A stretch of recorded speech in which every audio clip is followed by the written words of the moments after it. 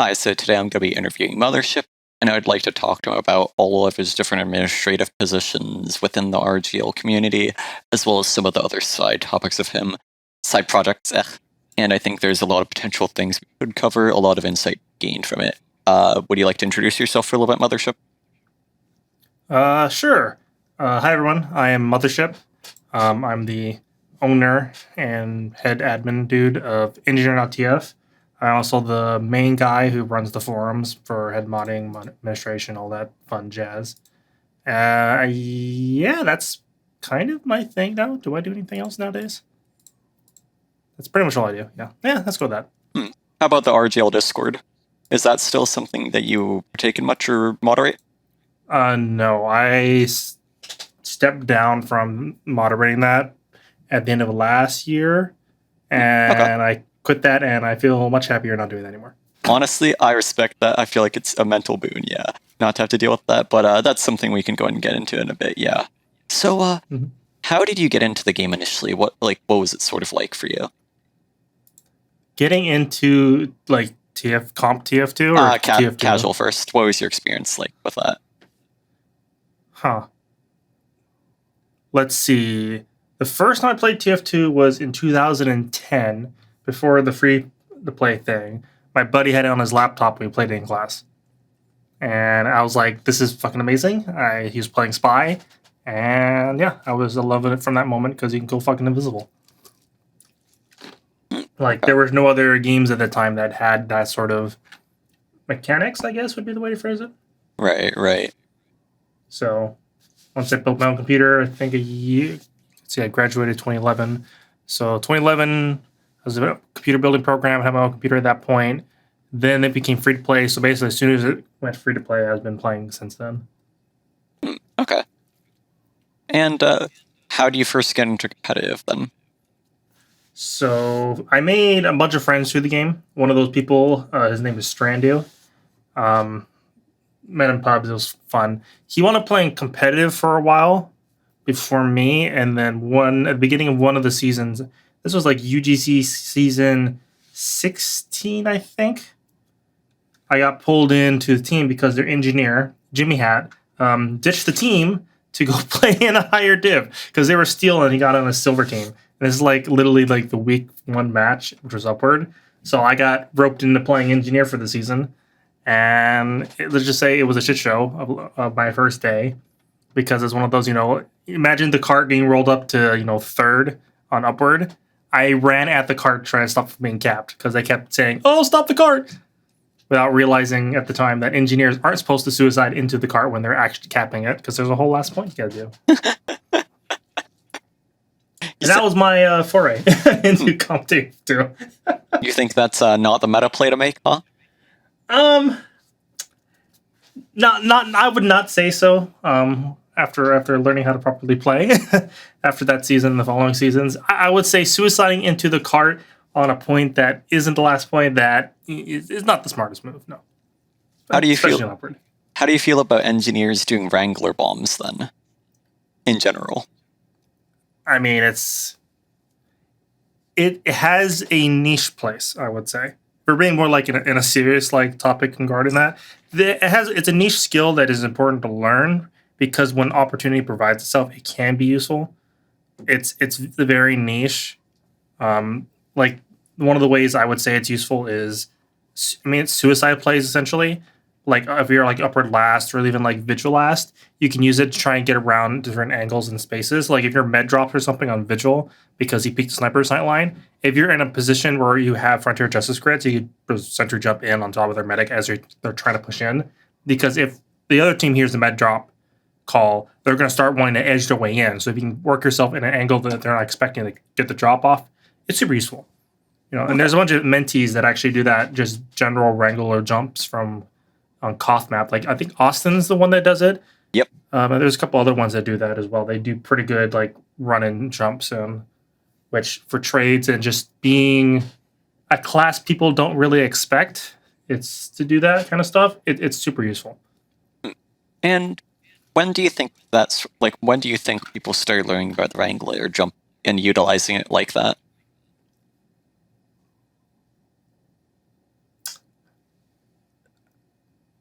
They don't. The problem is it's a very niche thing that not a lot of people really put proper work into. Right. Like, I used to be okay at it, but I haven't practiced in so long that I'm terrible at it now.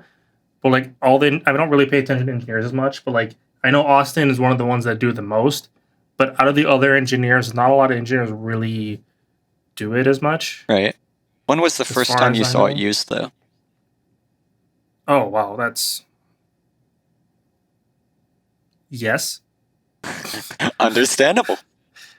Probably season like the season I first started, like once I realized that I was shit at the game, coming from like 2,000 hours in casual, I'm like, oh, I'm actually bad.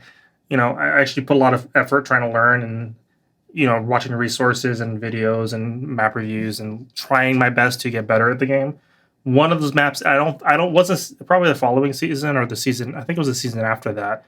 There was a demo or something of not upward. It was Bad Water, and one of the niche things you could learn how to do on Bad Water second was if you died on first and couldn't back out, you have to cross that stupid sniper sight line and getting over to roof. So one of the tricks you could do is you can actually build a level 1 gun on the ground and then sentry jump with that up onto the roof. And at the time, Okay. the Rescue Ranger was default because it was actually really good. So you could just, from there, was Rescue Ranger gun up. So I actually spent hours practicing that jump, and I think in the actual match, I wound up using it to get up and over without getting sniped. Okay. And how about the Sigafu save? What was that like? That wasn't. It was an abusable tactic, but I never really did how should I say, a proper Sigafu save. I was back then. I was still low enough level where, like, it was powerful, but it wasn't like, overpowered. If that makes sense. Like I couldn't abuse it as well as probably Sigafu could, but definitely was strong. Like I think I still have some videos on my YouTube channel from me just sitting there wrangling shit on like in a one of those things. What's that website? TF2 Center lobbies. TF2 Center, yeah. Yeah, just being a dick, killing Wonton over and over. Shout out to the Wonton spy. So what was engineering like back then? What was the meta sort of like? How did it change over time? Ooh, wow. I would say, it was, I would say, how do I phrase it? It's a mix of aggression and non-aggressive. Because we remember back then the minis had basically like started at full health when you built them. So you could just plop one down wherever, and unless they're like immediately trying to kill it, it would, heal itself and all that jazz, and it would basically live. So that nerf hadn't happened yet. So you could be more aggressive with your mini sentries. Like, easy example, product, everyone knows product. You would walk out your main, immediately jump onto the like up where the concrete is and drop your mini there. Just kind of head glitch it onto that and then walk forward because of the ankles. And you can also wrangle across point with it. And there's a whole kinds of like more aggressive plays you use with it, which nowadays you just can't get away with the minis like that. You have to play them a little bit more passive in that regard. Right. Not to mention, like, sentries themselves were like a bit more like hardy. Like they had more resistance because remember there was that heavy buff to it a while back where heavies did more damage to them, but also like they built slower, right? Right. And also the hauling speed was slower. So like Rescue Ranger was the default back then. Like you basically always ran Rescue Ranger just because it was just so good. Okay. That was when it didn't. Did it take ammo back then or metal? I remember some change to that. It might have been It's been a while. I don't really read. It's been a while. Right. But Valve hasn't exactly updated the game, but yeah, it hasn't been a lot to pay attention to in that regard. right. But yeah. Are there any huge like major differences in terms of building positioning, like on any maps, or is it kind of just stayed the same for the most part?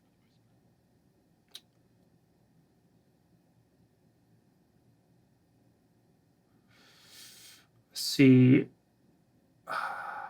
that's the hard part when you think about it that way. You got to be like really general with things. If Right. you think of like consistent maps, like product has kind of always been the same. Concrete wrangling has been more prominent than previously, I like to think. How How about like payload or stopwatch maps when it comes to the defensive side of things? Has that been something that's really been revised, or have a lot of these things just been like, okay, this is the best position, use this here?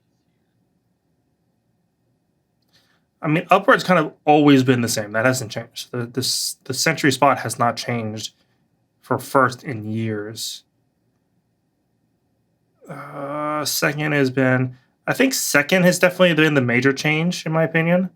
Like you used to just build your sentry on that porch, but we've kind of realized that's the shittiest position to have it in because it doesn't do crap. It's better when you hold forward on second, so that's a big change in that regard.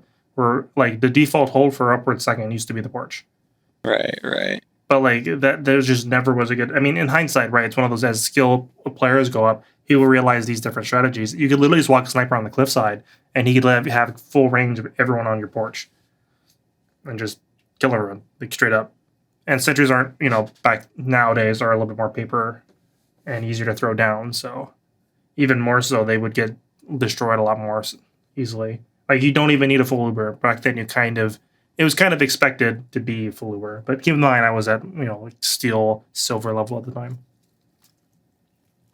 Okay. And what were the I'm trying to. sorry. I'm trying to think of other maps. The hard part with that type of stuff is it really depends on the map. Like if you think of a map like Vigil. Vigil came out in 2015. Like it was played a couple seasons in UGC, but the meta wasn't set yet. So there's been tons of changes as far as where sentries go on that map, right? Right. But like the older the map, the less there has been change. Like I would say maybe one of the bigger ones is Steel. Probably the oldest map with the most changes is Steel. Because I know Steel Defense B, you would build on that porch, that little platform in the back. Nowadays, it's much better just to build it forward and hold the forward ground. Okay. I think that strategy was taken from K&D. Honestly, if you ask Exa these questions, he'd be much more knowledgeable about the engineer stuff. Right. How about Swiftwater or like CP Steel offense? Has the meta sort of around those at all changed? I mean, there was never a hard meta for Steel, like offense-wise. Like, nowadays I have my own ideas and strategies that I've borrowed, stolen from Exa to use in combination with my own little ideas to use. But like back then, it was just like you can run level 3s or you can run, up minis, whatever you want to do, pretty much. Right. Swiftwater, I guess it's changed, but not a lot because the version we played back then was the UGC version, where that first gate, where that if before you cap first, you can't get in, and there's that like metal wall there. That was the actual gate before. So what you would do is you would just build your sentry on second, kind of where on the right hand side, and your combo would be more forward, so it's a little bit less, congested, I guess would be the phrase to use. Right. Okay. But yeah, I'm trying to think. There hasn't been a lot that's changed on Steel. Like, I think the only other ones that I can really think of between the UGC version and the actual version was third hat you could build on the roof, and the roof was actually angled, not flat, so you can actually build it on a different level, a bit higher up or lower if you need to, so it had better coverage of the point as a whole. And it was a little bit harder to get like sniped. Where nowadays, if you're up there, you're getting sniped for sure. Back then, it was harder to get sniped. Another one be there was an awning on Last that you could build on that no one could get to, and as long as you have like someone like able to jump on the cart in case someone goes on it, it'll shred anyone. Like I have a video where I held Last for like 8 minutes with that sentry. It was hilarious. I ran around with the pistol. Did he used to just sit there? Yeah. Sorry. No, because I'm just remembering. I would run pistol, rescue ranger, and Reek effect, and he would just shoot it with bolts if he needs it, and then teleport up for ammo, or just to get out of a sticky situation, and then just run around with the pistol. Did you see more use of like the pistol back in those days? Has that been sort of something that's changed? Yes and no. It always had its place, but the Wrangler definitely was kind of the go-to. I mean, the Wrangler still is the go-to. I don't think much has changed in that regard. I think, if anything, the engineer.tf has really helped people to realize that the pistol is useful compared to everyone just kind of doing cookie cutter loadouts, if that makes sense. Right. Okay. And who are some of the big engineering names back then? Let's see, Ender, Jordan, and Spamfest for sure. Those were kind of the big three. How about GameFest, Dave Plus, others people you had any interactions with? Oh, Dave Plus was way before my time. I see. You think? And what was the other name? Game Master? Yeah, Game Master. Yeah, no, he was there as well. I recall him. That was in the upper echelons of gold as doing those funny. That's back when we played CP and you would park the bus. Those were a lot of people didn't like him. There are other names too, but they were less known for being like good. Like there is Missa, I believe, but there is opinions on her skill level. Okay. And how do you think the engineers of today compare to those big names from the past? Well, those big names I think would still be better than today's engineers. But I would add that asterisk that today's engineers are definitely better generally than the ones back then. Okay. Like, I mean, I use Austin as a good example. Like, he is pretty good and skilled and can do a lot of work now. Like, honestly, he can. Like, who even are the invite engineers nowadays? I haven't really paid attention to TF2 as much lately. I want to say it's a lot of multi-classers who aren't like as specialized per se, but maybe have like better mechanics overall besides engineering in specific. Yeah, I would agree with that. I would still say they're still like if you look at just the engineer mains today in invite, I would generally say that they could compete with those like big names. Okay. You know, I would say they're still skilled though. Like, nothing's more memorizing than the the Swiftwater map review we did with Spamfest, where he's having a conversation, just casually wrangle jumping around. I don't necessarily think any of our engineers could do that today. However, in actual fight, I think it's pretty balanced. Right. If that makes sense. So, what do you think allowed them to sort of be the pioneers they were back then? Like, what's the difference between them, and like what makes a good engineer unique, rather, compared to just a normal engineer? In my opinion, it really has to do with your team comp, as in who's on your team, who you're playing with, who you can mesh with skill-wise, because a lot of how you play your class on the team depends on your team. Engineer, I think back in the day was kind of viewed, especially by me, was more viewed as, oh, you're a team player, you support your team, that's your job as engineer. Even today, I still kind of had like that sort of play style of team support. However, I kind of realized that, especially nowadays, you're more supported by your team in how you play. So in other words, for me, I've always been more of a combo-centric engineer. I don't play with my combo, I play kind of around them to kind of help. Like if someone calls a bomb, I immediately I'm always within range to be able to help deal with that, right? Okay. I'm always kind of playing around them with them to kind of support them. I'm kind of like the pseudo combo scout without being combo scout nowadays. Nowadays, combo scout's better, obviously. But back then, that wasn't as much of a thing. And whenever I was on a team, my flanks were always really, really good. So I never had to play flank to support them, basically ever. So that's why I kind of more gradually grew to being more combo-centric than most other engineers were, compared to someone like, Austin, which is more flanking aggressive, right? I would never walk at the enemy team to just kind of die like that. Right. Or he does because he's playing more flank, he's going for distraction, making space and that type of thing. See. Or like, what's another good name? Yip Yapper, or Aaron as he's called nowadays. That's another good engineer from back in the day that comes around. Like, he would coordinate his flank. He's basically the main color for the flank, right? Right, okay. And that's kind of what I mean. Like, each engineer's playstyle reflects on how their experience and how they learn how to play. And that's kind of how you grew and to be stuff. Like you still, as you get to invite, you need to know the other play styles, right? You can't just play. Oh, I'm just gonna sell my sniper, or I'm just gonna play with the combo, or I'm gonna play under an ash field the entire game, or play. You have to know how to do all those things. That way, you can adjust to what's best for your team at the moment. That's something I've taken heart because I played with Yip Yapper for a while, and one of the things, even from his, I think we did a Lakeside map review with him. His kind of viewpoint on engineer is your job is to kind of fill the empty spots on the team. So you got to be able to be flexible in that regard. Right. Okay. And that's, I forgot the original question, but hopefully that answers it. Like what sort of defines a good engineer player, like makes them unique compared to other ones? So you would say it's just their ability to like kind of work with their team and find their place within their team? I would say so. I mean, a good engineer can flex and play all the different roles, but what determines like the uniqueness of the engineer would be their team themselves. Right. Okay. Do you want me to go and list off some names of like kind of people who have played Invite Engineer recently / Invite Engineer players? Sure.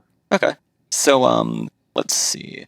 We have Starfruit66 from Imposters that's sort of been around the advanced He's been invite around a range. while. He's been around all right. He's not a very what's the word? Like public figure, look cool kid kind of engineer. Right. But he's been around. He's like he's like a sleeper engineer. Does that make sense? Oh yeah, for sure. It's like he doesn't really draw the attention, but he always sort of does his job. More in the sense where we come up with lists of engineers, I always forget he's invite, but at the same time, he's always been invite. I see. I'm pretty sure if we look at his RGL profile, Starfruit 66 RGL. I'm pretty sure he's played invite. Like, yeah, he's basically since season 3, he's been invite every season, except for like those 2 seasons in Challenger and Advanced. I don't count those. Okay. So, point being is everyone forgets about him. But okay. So you think he's just like a bit slept on? Yeah, they kind of like is just supportive. I'm not sure. I don't have a lot of interactions with him. I think I've only played against him once, and I mistaked him for a different engineer. Unless he's not the engineer who used to. There was one of the engineers because I always confuse him and another one because there's Starfruit 66 and there's another engineer that they used to play on their laptop. The center nipple on the laptop. No, not sure like that. Oh, I'm old. Basically, he has an issue where he can't use a mouse. So he had to use touchpad. I know. I think you're talking about Painseer, maybe the trackball or Christing. That wasn't Painseer. Oh, I think did do something along the lines of that though. You know what I'm referring to though. So vaguely, yeah. Okay. I don't remember. Anyways, I'm getting distracted. Yeah, Starfruit's good. How about Christank99? He just got into invite this season, I believe, with a worst comp format, the BBL team. Yeah, last season, I guess. No, I'm not too familiar. Like I said, I haven't been paying attention to.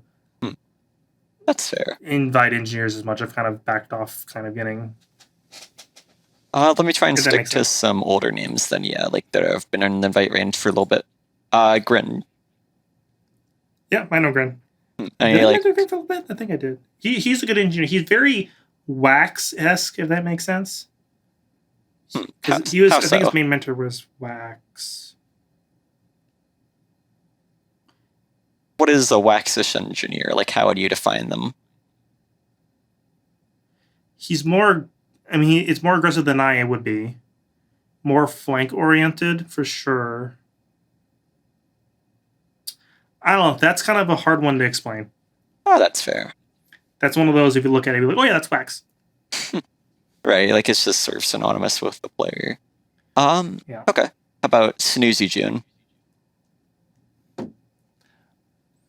June, I would say, is a good engineer. What sort of defines them? I have more interaction with June as like with the new compared to like the rest of the newer generation of engineers. He's definitely more of a flank oriented player, like by far, and I think he plays almost hard flank, from what I understand. Okay.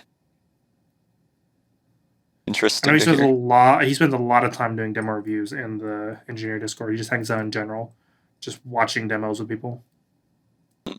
Alright. It's a bit like the Banny of Highlander, huh? I want to go that far, but sure, why not? Yeah, why not?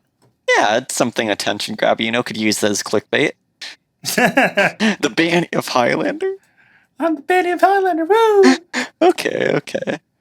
I mean, June can definitely get better though, so I'm not like he's still young in my opinion, and he can still grow a lot in regards to getting better at engineering in general. Right. Always gotta respect the commitment, though, yeah. Mm-hmm. Okay. Austin, I think you've already kind of touched on a bit, but in my opinion, It's my boy. I think he's definitely like the most kind of out there, right? He's definitely one of the more out there ones. I would say he's definitely better than June and Christine question mark. But I mean, he's been around a while for sure. He's basically, if June is a baby engineer, he's old. He's like a mid-30s engineer at this point. These analogies are terrible. I understand they are terrible. I won't continue to make them. Just be aware. All right, fair enough. I appreciate it. The warning. Okay. How do you feel about Constantly? Constant's a good engineer. He's been around a while. I think he's definitely been around longer than Austin. Okay. What do you think sort of defines him? Yes. He's a good all-around engineer. Like I said, I haven't really been paying attention a lot to play styles and people as much anymore, so I can't like put my finger on it. Okay. How about High Impact Dolphin? Any sentiments on him? Last thing I remember on him is some meme from the engineer Discord. I can't put my finger on it beyond that. Understandable. How about Exa? Exa, I don't think anyone's ever heard of him before, so. Bit of a skill issue, huh? No, Exa is definitely a good engineer. I would definitely say that he's definitely one of the better engineers by far, but it's more based off just his brain power for sure. Like, a lot of the things I've stolen from him over the years, just from talking and having conversations, like his whole strat for CP Steel is something I really love and try to replicate it just because it's just that good. And what's that strategy? When you're on offense, you build level 3 at spawn, go through basically after you cap A, instead of going into like lobby and setting up sentry and stuff in there, you go all the way around to C. Like you literally go all the way around to D, all the way behind Death Hallway, all the way to C, and build an exit there. And then teleport to spawn using the Rika effect. And then from there, what you're trying to do is you bring the level 3 through that teleporter and set up in the BC connector. Right. Okay. That way, what your flank is going to be doing is, you can throw someone on E, but the main point is you want to basically compact. You want to push the defensive team from two angles, right? So when your team Ubers out onto B, they have to back up because they're trying to kite the Uber, right? What are they going to do? They're going to kite right into your sentry. Okay. Causing that. And if you get caught by their spy, scout, whatever, and kill you, oh no, I'm dead, so is my sentry. Oh look, I have a teleporter on C. So you can basically just build the sentry and try again.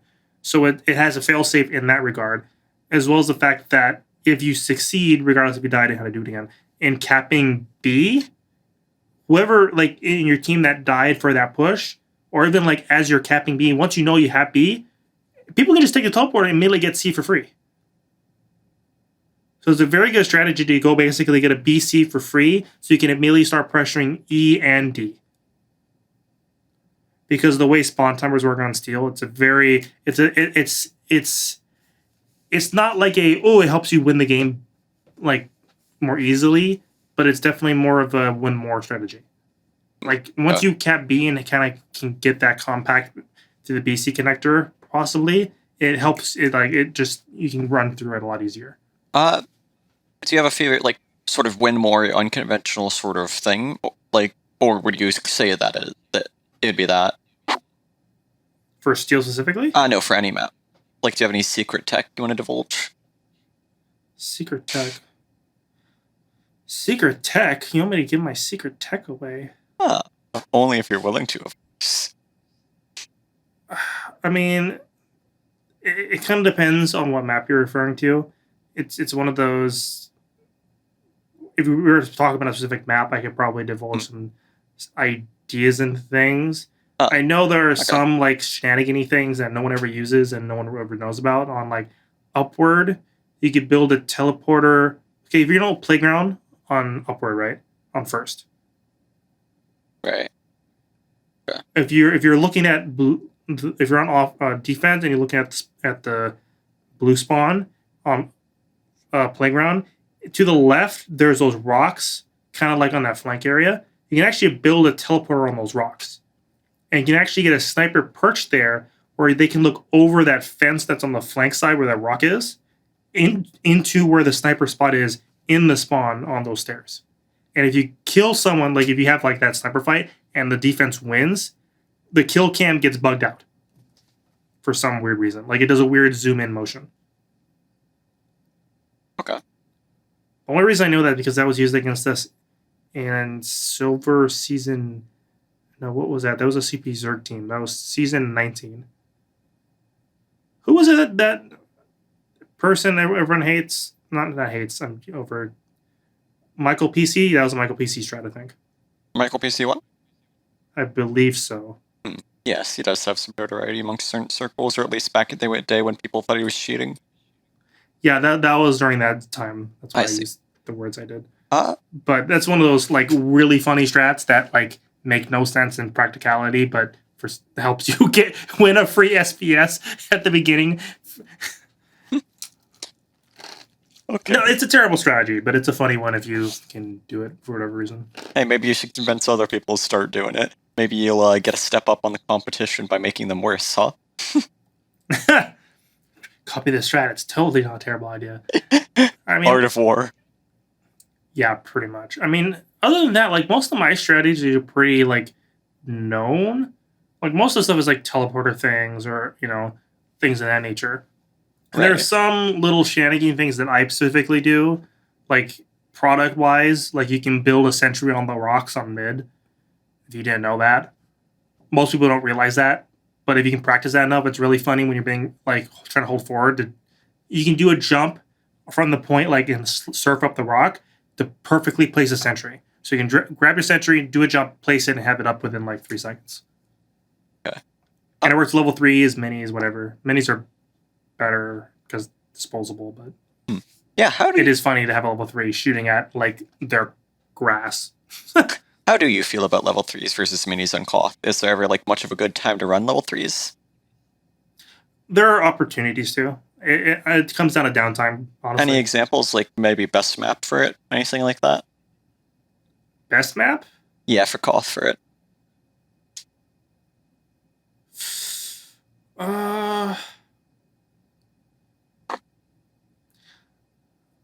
Man, I'm like so out of it. I'm trying to like, what maps even exist anymore? Okay. If we go through the standard playlist of maps, you have product, of course. Asheville. That one has its obvious uses. I would say Asheville nowadays, I would almost never run level 3s. Okay. How about Cole? I mean, it's the flank potential on the map is just too strong. And without Shutter, it's kind of just flank it. Right. There's no point. How about Coal Plant, like Euro Asheville? Oh, yeah, definitely. You should be running level 3s. That, freaking... If people were angry at Shutter Asheville, Coal Plant Shutter is like a bajillion times better. What do you think about Asheville versus Coal Plant in general? I mean, Asheville is better. Even the old version of Asheville is better. Why is that? I mean, honestly, the lobby being as open as it is makes it... Like, if you think of Asheville in general, right? There's a big thing with the flank. Like, you have a scout and a soldier getting behind you a lot of times. So if you're, like, holding... Like on, let's say you have the point, you're on ramp side. You have some guys selling back. You can have their flank just chilling on your bats. On Coal Plant, that's a little bit more of an issue because of how open that flank is. That soldier can literally just like do 1 or 2 rocket jumps behind you. Okay. You know, as well as it's just really open. So it's a bit more worse in that regard. It's first more vertical too. If you actually look at it, it's a bit more vertical, Right. Okay. which is strange. How do you feel about recent the possibility of a new version of Asheville? I like the new version of Asheville. No, like Like there's like a new version coming out, like a final release candidate of that. there is. Yeah. Is that something? I guess you're not Is familiar with that. this? I haven't heard of this. Is this enlighten me a little bit? Yeah. So I was looking at Discord. It's like I saw like I think it's the BBL social Discord, and there is a let me pull up on the thing real quick. There's a Asheville discussion channel, and apparently I think it's Rourke who's working on it. There's just like a new version of Asheville in the works, and one of the things they were sort of discussing was just like removing the window or like the wall in lobby or something. That's a terrible idea. That's what I'm saying. But Why would you? Okay, this is kind of going off topic, but I think is an important distinction that has to be taken into account.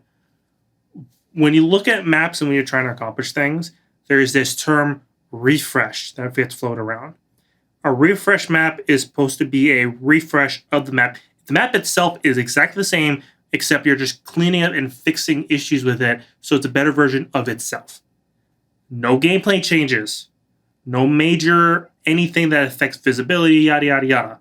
It has to be the same map, but better. New paint, if you want to phrase it that way.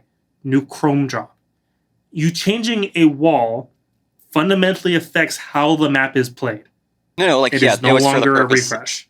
It is no longer a refresh. It was for the purpose. It would be for the purposes of changing how the map is played and trying to like sort of enhance it, like give it a revamp in that regard. Like this is a refresh project, I don't believe. But something. I always viewed it as a refresh Hmm. because of the way they went about stuff. I guess it was never explicitly called a refresh, so Right. they can do whatever the fuck they want in that regard. However, with that in mind, I think it's a stupid idea. Yeah. And I don't understand why they feel the need to make these changes. Well, it's not necessarily something the map maker would be going through. I think it's not necessarily the map maker's own things. Like, it's just one of those sort of things like that some people are suggesting. I mean, I guess that doesn't matter at that point. If people can Yeah. suggest what they want. I can suggest we bring back, old Shutter in Asheville, but that's not going to mean jack if Right. whoever does it. The reason I bring that up though is I feel like maybe that's one of the issues with Coldplay, like how wide open lobby is there, right? Like how much harder it is to actually flank and get behind, sort of. And it's just like, okay, you're taking Asheville and you're trying to make it like Coldplay, and you're trying to make it worse. Yeah. That's sort of how it came across to me. I say that, but in the end, it could be good. But I just don't think that Asheville needs that. Like, Asheville is in a good place. Right. And I used to do those off-season polls. Asheville has been consistently one of the best maps, even the old version of Asheville. Do you have a link for that? They're on the forums. Like, I can find them. All right, yeah, let me search for... The problem is they're kind of buried in my stuff, so... Oh, I'll just search.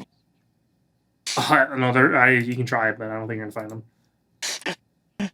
Let's see if it has upvotes. Let's see. Yeah, they're probably buried. Yeah, seems like it.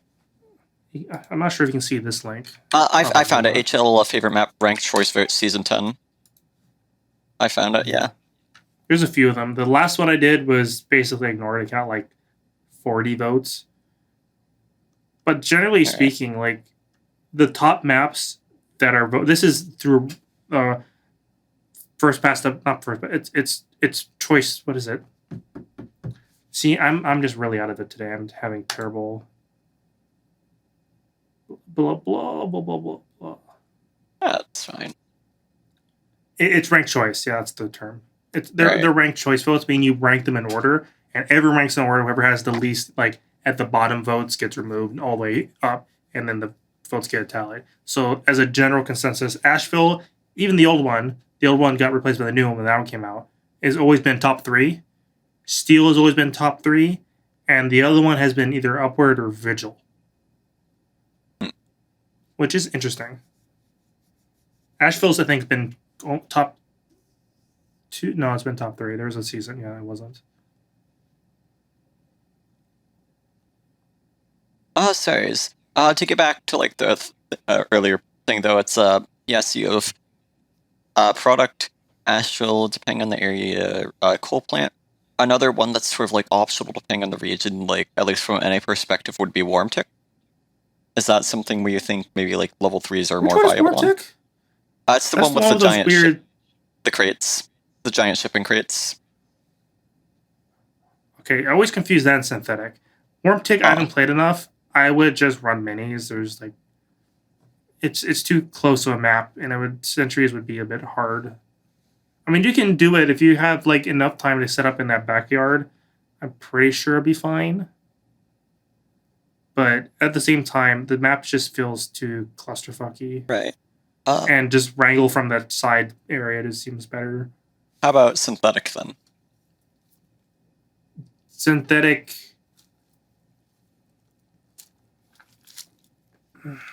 Same issue. It's just too small. Okay. Like, I'm thinking of ways you could build a level 3, and it's just too difficult. Like, anything Right. you can kind of do can get spammed out. How about Like, easily. Cascade? Cascade, I can see. Just have a level 3 on concrete, and when you push forward, throw it on the edge of concrete and walk in. Anyone that overextends gets shot. Alright, okay. Or you can just throw one under.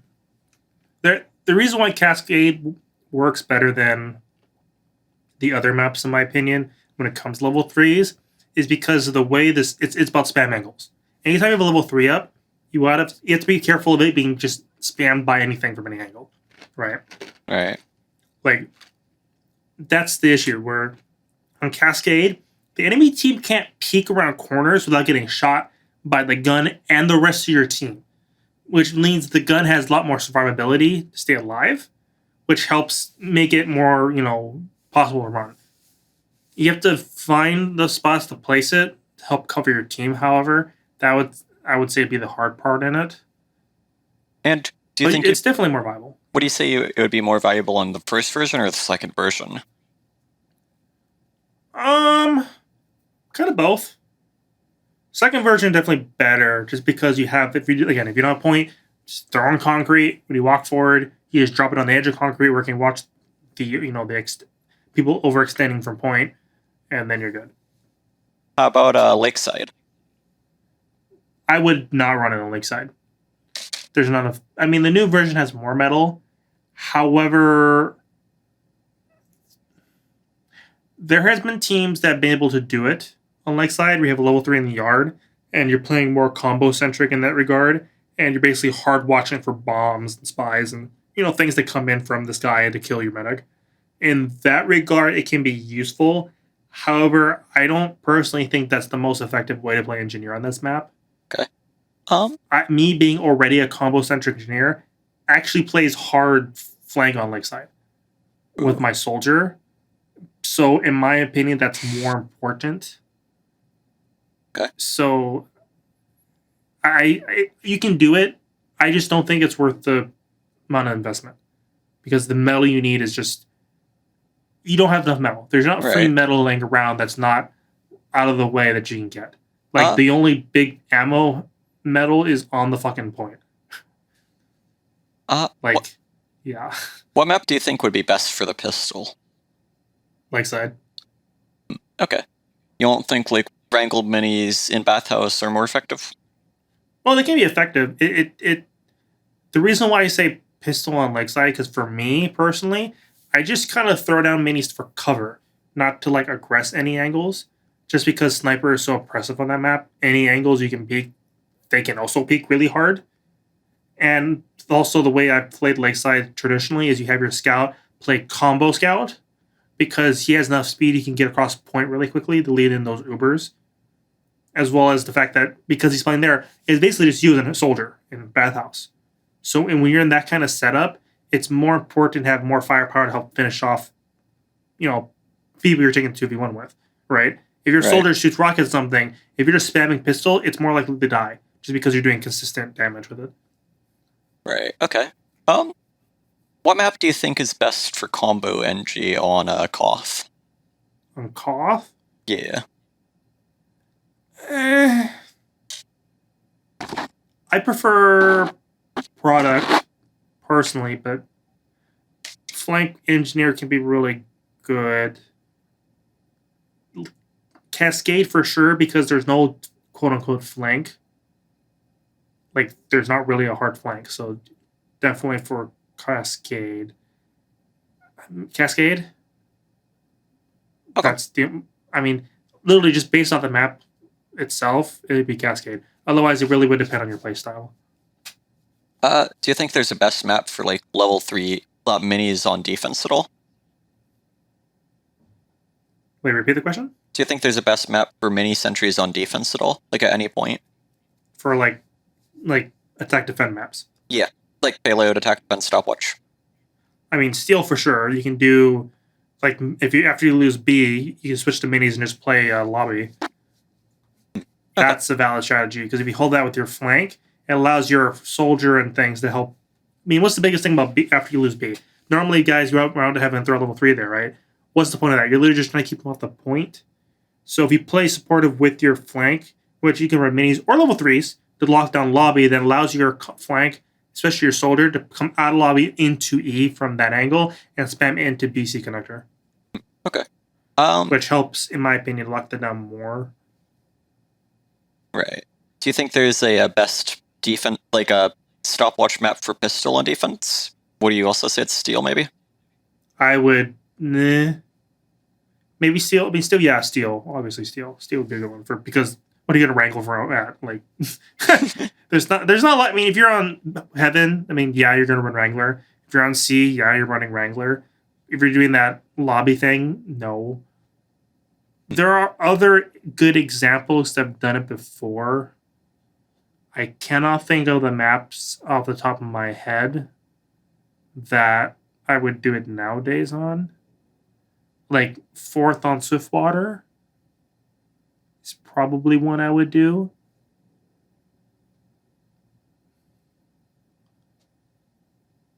Okay. The prerequisite for the, like I said earlier when it came to like the playstyles thing, it kind of depends on your team and what your team strategy is. Pistols are good when your level 3s are more throwaway and you're just kind of having them up to have them up. And if they get destroyed, oh well. That way you can run the level 3, whatever wrench you want to use, pistol and like Frontier Justice. That way when your gun does it kills, you get those crit build up, and you can use your pistol as your primary. And then when you need to do massive damage, you can switch to the Frontier Justice. All right. But it's very team dependent. Like, I gotta preface that. It really does depend. Right. Do you have a top 3 engineers of recent times? I do not. Of all time? I mean, I would say maybe under Jordan and Spamfest in no particular order. The hard part is they're each different in their own regard. Right. And they worked well in the teams they were on. So you can't say one is explicitly better than the other when the class itself is, dependent on your team. It's not like, oh, who's the best sniper all time? Okay, you can probably figure that out pretty quickly, even not being a sniper main, right? Right. Oh, who's the best medics of all time? That's easy. It's easy, all the time. Who's the best scout? All these high impact classes that have very easy to understand and recognizable impact without their team necessarily, they don't necessarily need their team to do these plays, right? Let's think of great demo man. Bull has always been viewed as a good demo man, right? Regardless of whatever team he was on.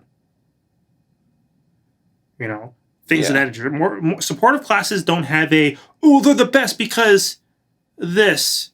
Well, they can't do that on another team because the other team has a different sort of, setup. Hard flank engineers, if your flank is winning every fight, there's kind of no point to you playing on the flank because your soldier and scout are going to kill everything anyways. Just straight up. Or if your scout doesn't even play with the flank, like a good example, if you have what's his name? Sandblast? Like, I would play more flank with a Sandblast team than I would with a non-Sandblast team, because that way your Sandblast himself can get more heals and go for those funky ass plays that he 2 shots to med despite running directly into their combo, right? Right. It's things of that nature, if that makes sense. That's definitely fair, yeah. Okay. How do you feel about players like off-classing to engineer versus just more traditional engineer means? Do you think that's the sort of thing where like beneficial to a team, detrimental? Like, how do you think that affects them usually? That comes down to a fundamental issue with engineer. It's not that hard in the grand scheme of things. I mean, it would be better if you had an actual engineer main, playing engineer, who knew the class inside and out, could actually do these specific little technical things that add, shave 0.5 seconds off your century build time. That way you could da-da-da. There's stuff like that. The jag effect rollout, things like that. However, if that is not the issue with that, however, is it's not appreciated well enough, nor provides as much of an impact as it could, because let's be frank, in Highlander, teams ain't min-maxing. So with that in mind, and the fact that people appreciate more of a class that can shoot better, it's perfectly fine to just off-class the engineer as long as you can aim. Someone can literally just teach you the sentry spots, and from there you can figure out the basics and it'll be fine. Right. Okay. Let's see. So, what was your experience back like GC? Yes. I'll be honest. It's no small secret I hold disdain for the way UGC was. There was a lot of issues back then that me being more of a third party to it, like I was in UGC playing at the time. However, I was still relatively new, and by the time I got to whatever season had the, I think 19, I think it was 19 where they had that season that they removed gold. Like that was the season they removed gold, and then the top 8 teams from silver became the new gold. I was on one of those teams. It was really funky and weird how they did all this shit, and that combined with like a bunch of other decisions and rotations and other things just made it weird. If that kind of makes sense. Oh yeah, no, definitely. You said you had some things to say about the forums as well, the UGC forums, what those were like.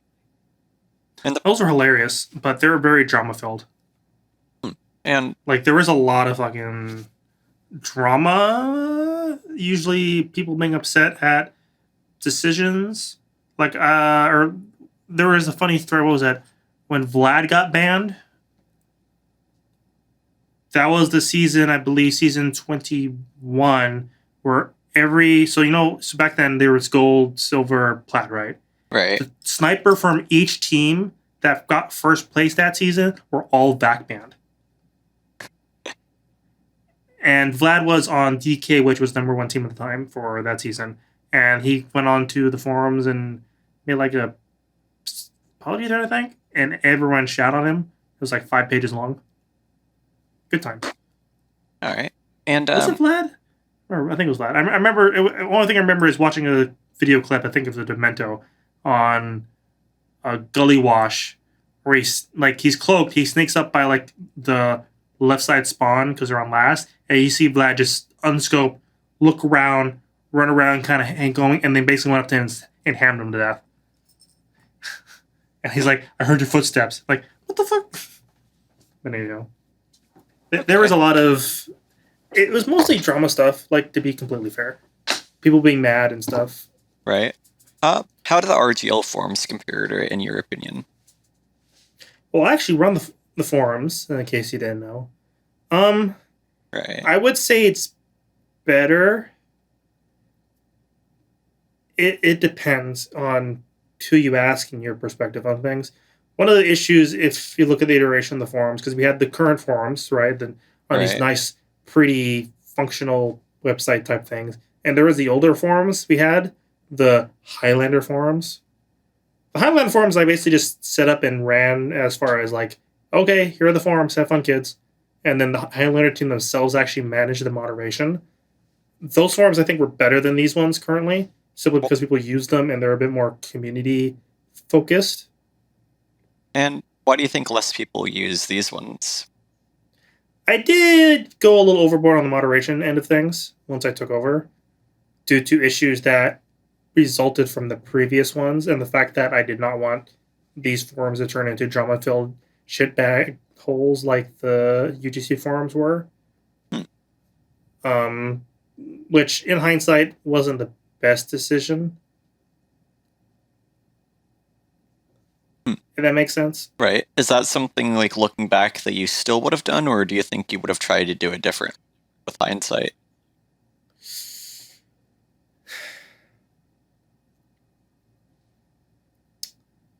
Yes. The problem with, and this kind of goes more in my community interaction thing. I don't really. I have issues trusting. I'm gonna be frank. I have issues trusting this community, like straight up, which kind of leads to issues that when I have to oversee and make determinations on things, because there's been more times than not where I try to just kind of let things be as they are, and it or try to let the community itself run something, and it hasn't worked out. Hmm. And I think one of the issues from that has led to me just not being happy with the community in general, which maybe led to more focused moderation. Right. Okay. And That makes sense. would you say maybe that like your lack of trust from them maybe resulted in them like not trusting you? I wouldn't say not trusting me. I just think they thought I was being oppressive with my moderation, Do you which think is fair. I mean, I think one of the biggest issues people were unhappy about was the fact that, like, LFTs, I didn't want. I removed like anything that was like conversation based for a long while because there was literally an issue where we had revolving doors. Like, I had to lock down threads on the previous forum multiple times because people would be angry at each other because someone gave, oh, don't pick them up, they're terrible. And it would like devolve into like a three LFT thread flame war. And it's like, I can only slap people so many times before being like, why am I dealing with this bullshit? right. Not doesn't really help anybody.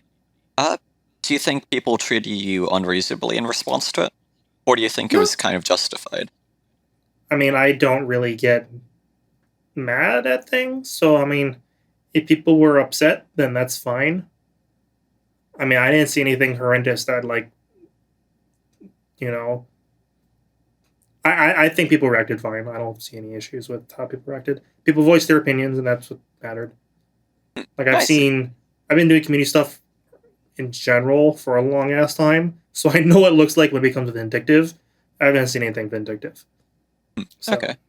So what's something you think the RGL like the you and the RGL forums do better than compared to the UGC forums? we have actual moderation. That's definitely fair. I imagine that goes a long way when it comes to having like a healthy community place, yeah. It Um is definitely helpful because, I mean, most people, some things get through for a little while before we can remove it.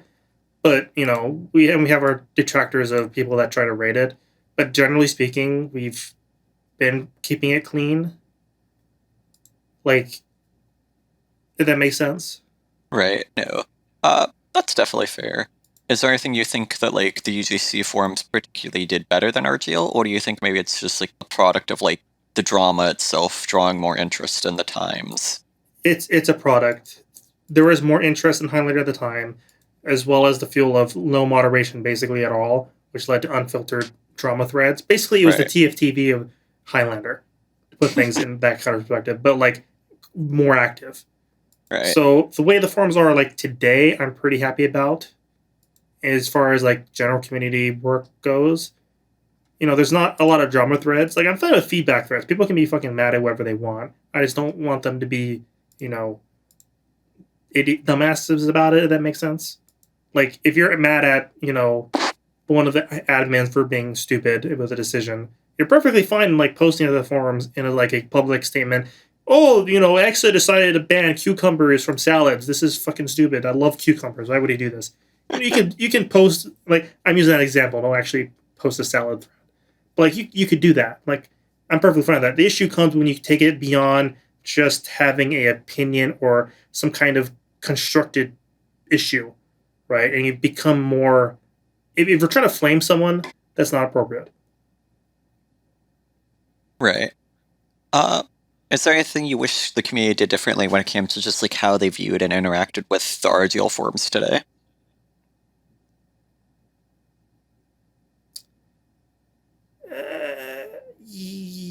Yes, I wish people used them more. However, it's an issue that's not just like, how do I phrase this? Forums are a 2010 thing, not a 2020 thing. If Right, that like makes different sense. culture. Definitely, yeah. Yeah, like honestly, nowadays people use Discord, people use instant messaging, like way more than forums. Like literally, forums nowadays is if I have a technical problem and you Google it and you're trying to find someone else with the same issue. That's what forums are nowadays. Uh, Like honestly, do you think maybe like forum interactions were more meaningful? Maybe. I mean back then, yeah, for sure. Nowadays, I think forums still have a place, especially in this community, for long form like conversations and discussions.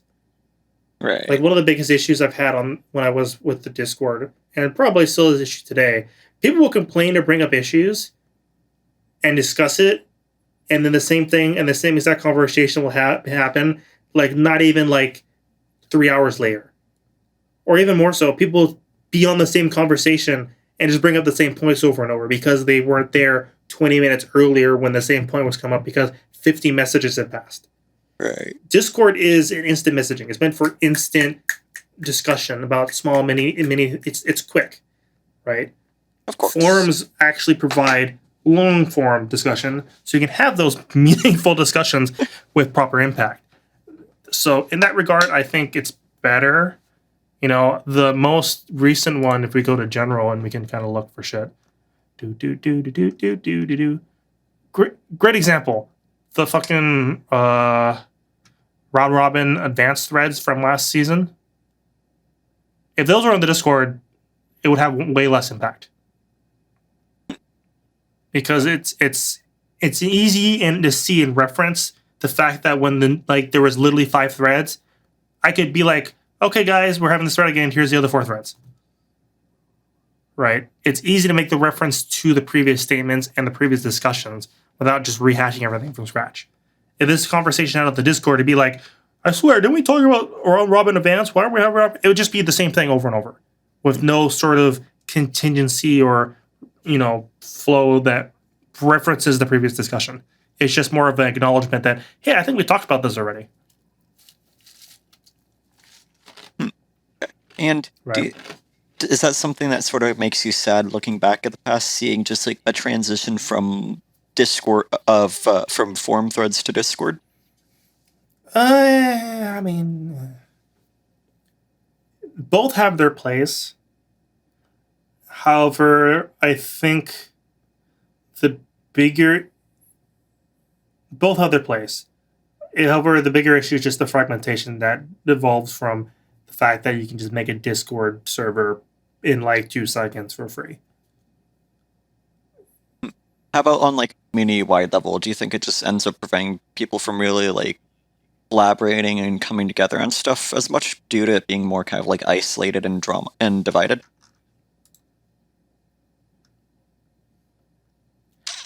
I would say it doesn't help. If Okay. that makes sense. It's not a it doesn't it's not causing the split and the fragmentation. However, it's definitely accelerating it. And do you think there's anything that like you or RGL or the community as a whole can kind of like help to do about it?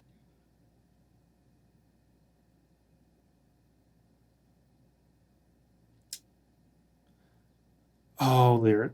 I mean, Frank, I don't think it's possible. However, if by some miracle people got in their heads to do it, I mean, the biggest thing you would have to really do is get everyone to kind of have the same perspective on what's best for the game and put the necessary effort and support towards that goal. And this reaches beyond those individual groups or individual person's own perspective, needs, and wants. To put this in proper context, I'm an engineer main. I've played sixes a couple times, but I rather would play Highlander. I would be perfectly fine with removing Highlander permanently as a major game mode for RGL if it meant that sixes and TF2 comp in general could have better support and be more legitimized as an actual esport. I would be willing to sacrifice that.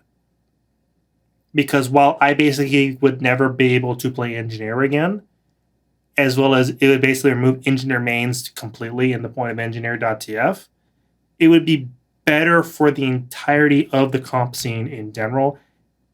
I mean, of course, this is making the assumption that it would lead to the resources and pooling, all that kind of jazz.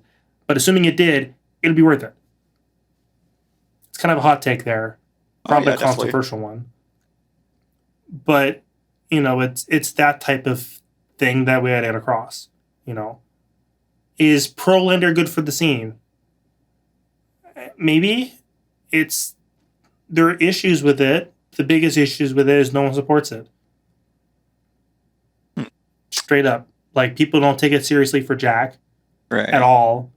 Like, maybe Froyotech does, but it's Froyotech. And if Froyotech's the only one caring, then, if the top two teams are the only two people actually giving a damn, that doesn't mean anything in the long run. You need more than just the top two teams caring. Because the only thing they can do is show you what happened is the most highest level. The people in the mid that feed into that aren't going to contribute towards that goal. Okay. Same thing with Highlander in sixes. Or is this something we care about? Is this something we're actually putting effort for? Things like that. Right. Going back to the forums, do people actually care about the forums enough to put the effort forth to make them worthwhile beyond their own goals and intentions?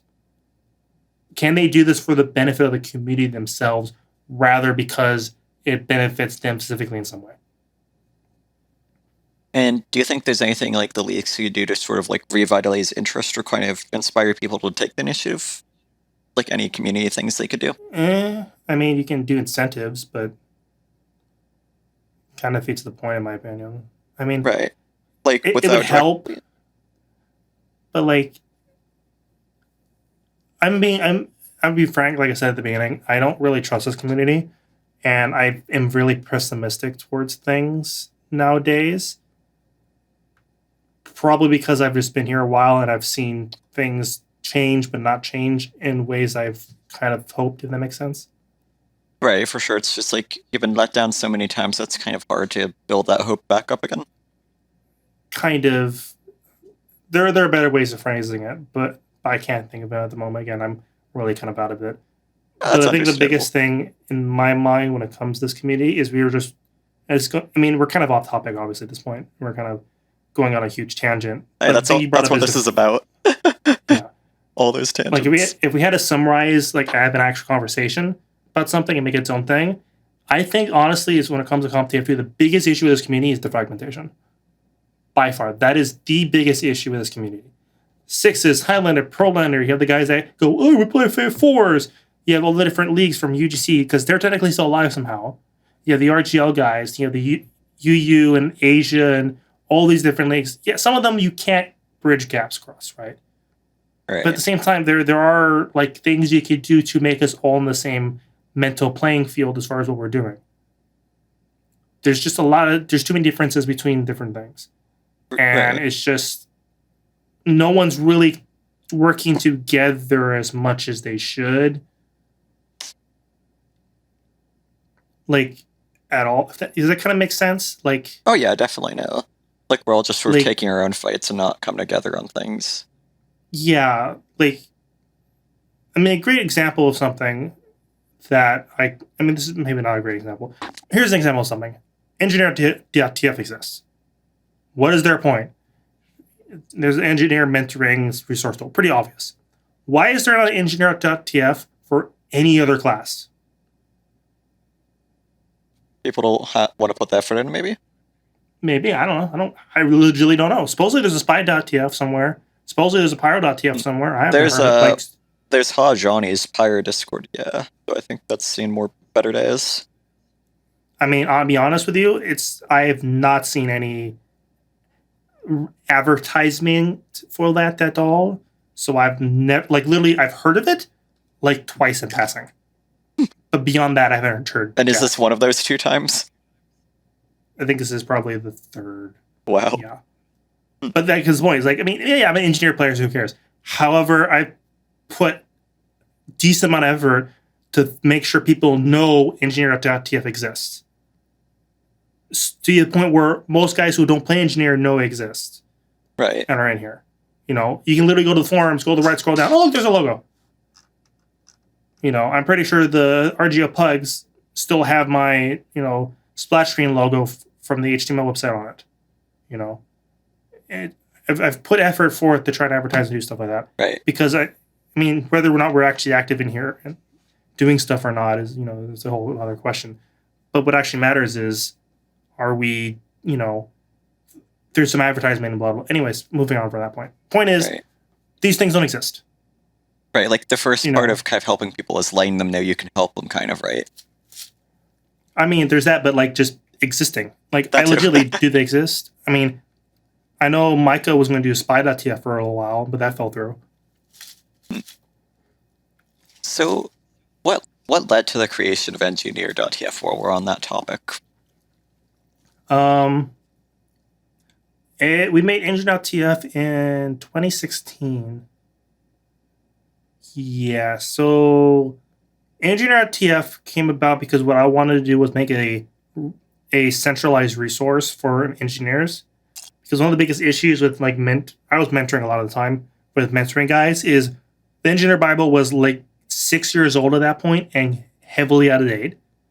And any other resources were basically miscellaneous YouTube videos, random Steam guides and things of that nature. There was not like a comprehensive, I want to learn how to do this, where do I go? So I'm like, I'm going to do it. Because I figured I'm just going to make a WordPress site and just throw information up. Oh, here's the shotgun. Here's what it does. Here's all the ideas and things, like that kind of thing. From there, Wax and Exa got involved.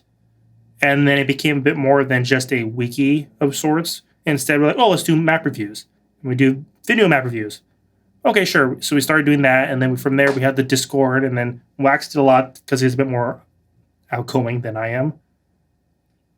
And got other engineers in to kind of, participate. And it became a bit more legitimized through that. And through that, that's what engineer.tf became. Like, even now, if you look at the engineer.tf Discord, I'm pretty sure Wax is the owner of the Discord still. So it's yeah. So that's what started that up. All right. And what did it ended up benefiting at all from just having people who kind of I know at some point Wax was an admin and X is super big in the RGL community. Was it something that sort of benefited from just kind of having those connections with leagues?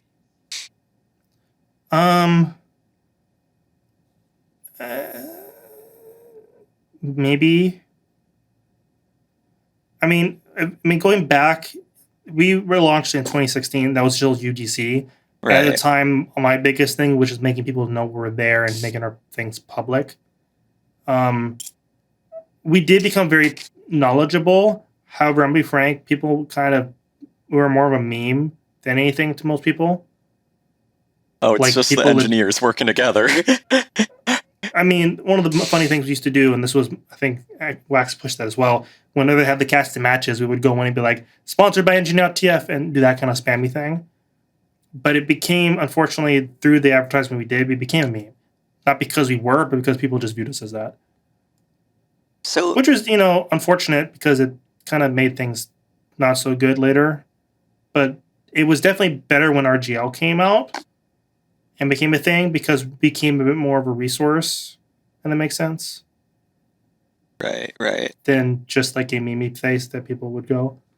I want to say we directly benefited from the leagues themselves because despite the amount of work that I do or Exa does or literally anyone else on staff that is also a part of engineer.tf for whatever reason does, Engineer.tf is not a part of RGL, so we don't gain any direct.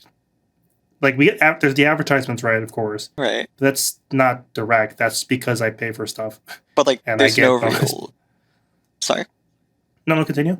I was gonna say, so there's no real like partnership or cooperation. I would say no. Do you think that'd be something beneficial? Maybe it could help like legitimize it in the eyes of the people and make it more accessible. Maybe. The issue comes, in my opinion, and this is the reason why I don't view. I mean, X might view it differently. I don't view RGL and X and Engineer.tf as a partnership thing because of what that entails. A partnership / any kind of anything along those lines is a give and take relationship, right? We provide some kind of service or something to them, and they do the same for us, and back and forth. There's literally very little we could do to provide RGL at this point. Like we were providing. I mean, yeah, there's the server work, like the forums and all that kind of stuff. However, I use it more of a tool to advertise Engineer.tf. If that makes sense. So instead of a partnership, it's I'll run the forums, but if I'm on the forums, I'm going to advertise, right? Well, don't you think maybe there's just some benefit, though, for the league of just having those resources available to players, though, and having people really kind of care about it? Maybe. I feel like maybe that builds a sense of community, yeah? I can see how the resources are useful. However, as far as using Engineer.tf's resources in that regard, I don't know. Well, you might be aware, there used to be a group called the RGL Guides. They used to put out stuff.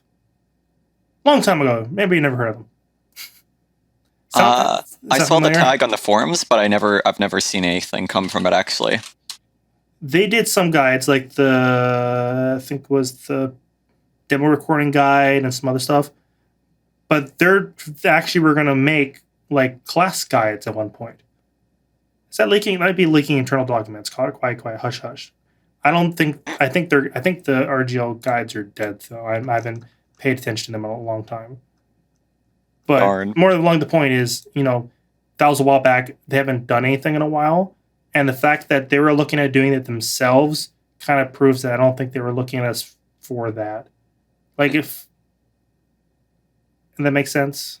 Yeah, it makes sense, yeah. Do you think maybe that's a missed opportunity on RGL's part, just like working with the community, working with the people, kind of? I wouldn't say it would be. I mean, here's the thing. You got to look at it. RGL is kind of a self-contained project. If you look at it, right?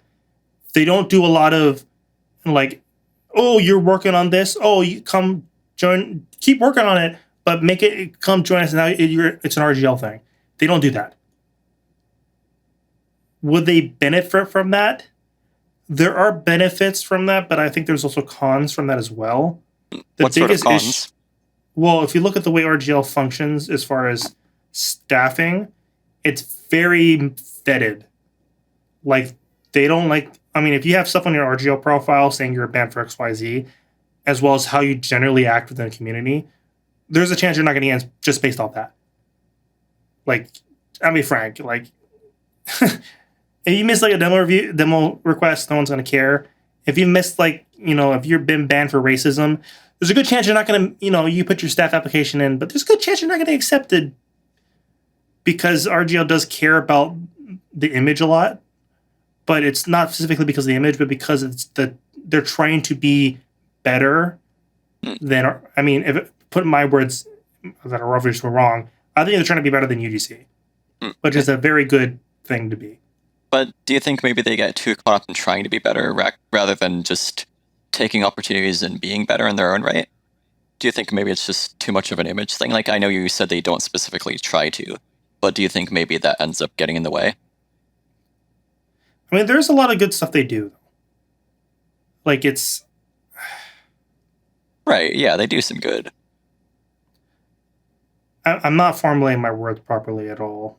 The issue comes from trying to assimilate other projects. When it comes to internal projects that created, they still do a lot of good. Those RGL pugs that people meme about that have been out for 17 years, those are still actually coming still. They're still being worked on. No way. I mean, I haven't looked at them. I'm not part of that. I have no idea they're quote unquote being worked on. But the fact that it's a No. part of RGL and they've been talked about like publicly before, they've had public betas, I think. Right. Point being is obviously they're happening, right? They're just trying to put it to a certain level of quality that that's worthwhile. You don't want to just have HL Pugs 2.0. Right. Actually, So they are doing good. Like honestly, like the Sixes team has been doing really good the past couple of seasons. oh yeah, I've heard. Like their public image has been top tier. Just by community interaction, I think the previous team did not do that, so people were very unhappy. How about the Highlander team? Sorry, you're gonna say something? I mean, the Highlander. I mean, I think people understand that people were upset with the Highlander team. I see. It's that those are fairly obvious things that are easily pointed out through forum threads. Do you think it was justified? Yeah. I mean, yeah. If people make 3 different threads complaining about the same thing over the course of like 3 months and not a single admin responds to it on their own platform, it's kind of sus. Why do you think that ended up happening, though? The lack of that response. I can't point to any specific reasoning why. I mean, okay. if you want to be like, oh, well, back in the day, Steph was, made inappropriate comments, and because they decided to talk when they shouldn't have talked, it became a, standardization of people to not talk even when they should. That way they won't say something stupid. I mean, that's maybe a reason. I could definitely see that. It's a valid reason. However, obviously there's a balance between talking too much and too little. Right. Like, it's important to not necessarily just entirely avoid learning a lesson or like doing something out of fear, right? It's like you got to learn from it. Yeah. And if you want to use a real world, very similar example people are very familiar with, use Valve. Valve doesn't say shit and everyone's mad at them. Case closed. Yeah, it's very true. Okay. So you mentioned hlpugs.tf, yeah? Yes. What was that like? There were invite level pugs, and I played like 3 of them maybe. I did the voice work for that, as in I did all the editing, which that was back when I was less good at RX, so they didn't sound as good as I hoped. But yeah, I mean, it was what it was. But you mentioned not wanting RGL Pugs to become HL Pugs 2.0. Yeah, they kind of deterred due to bugs and issues and people abusing the system, and I think there was the lack of administration and moderation, I think. And then basically someone that was supposed to be perma banned somehow wasn't perma banned anymore and basically just ruined it. Or like there was some issue that was deep rooted issue. I don't think it was like a software thing. I think it was like a user thing. If that makes sense. Okay. Well, that definitely makes sense, yeah. I can't say for sure the issues because I wasn't involved beyond the audio work for that project. However, definitely, I mean, if you ask Spoo, he'd probably tell you. Okay. So, to get back to something I meant to bring up earlier, what's the future for the RGL forums? You got any, like, plans, improvements you think you can make, ways to, like, sort of bring interest back to them?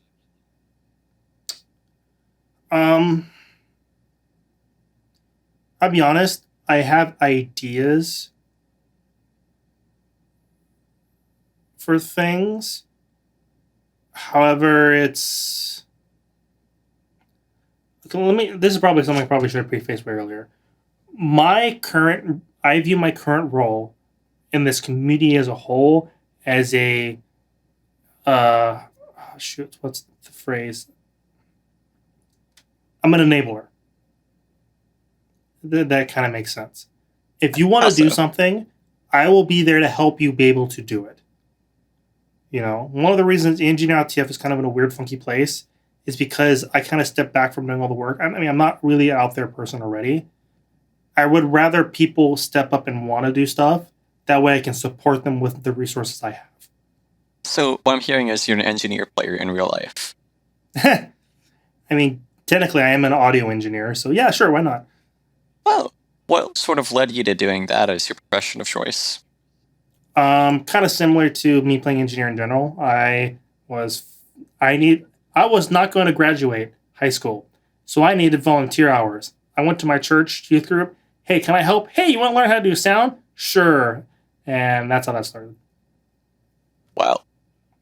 Is that why you work for RGL, Religious Gaming League?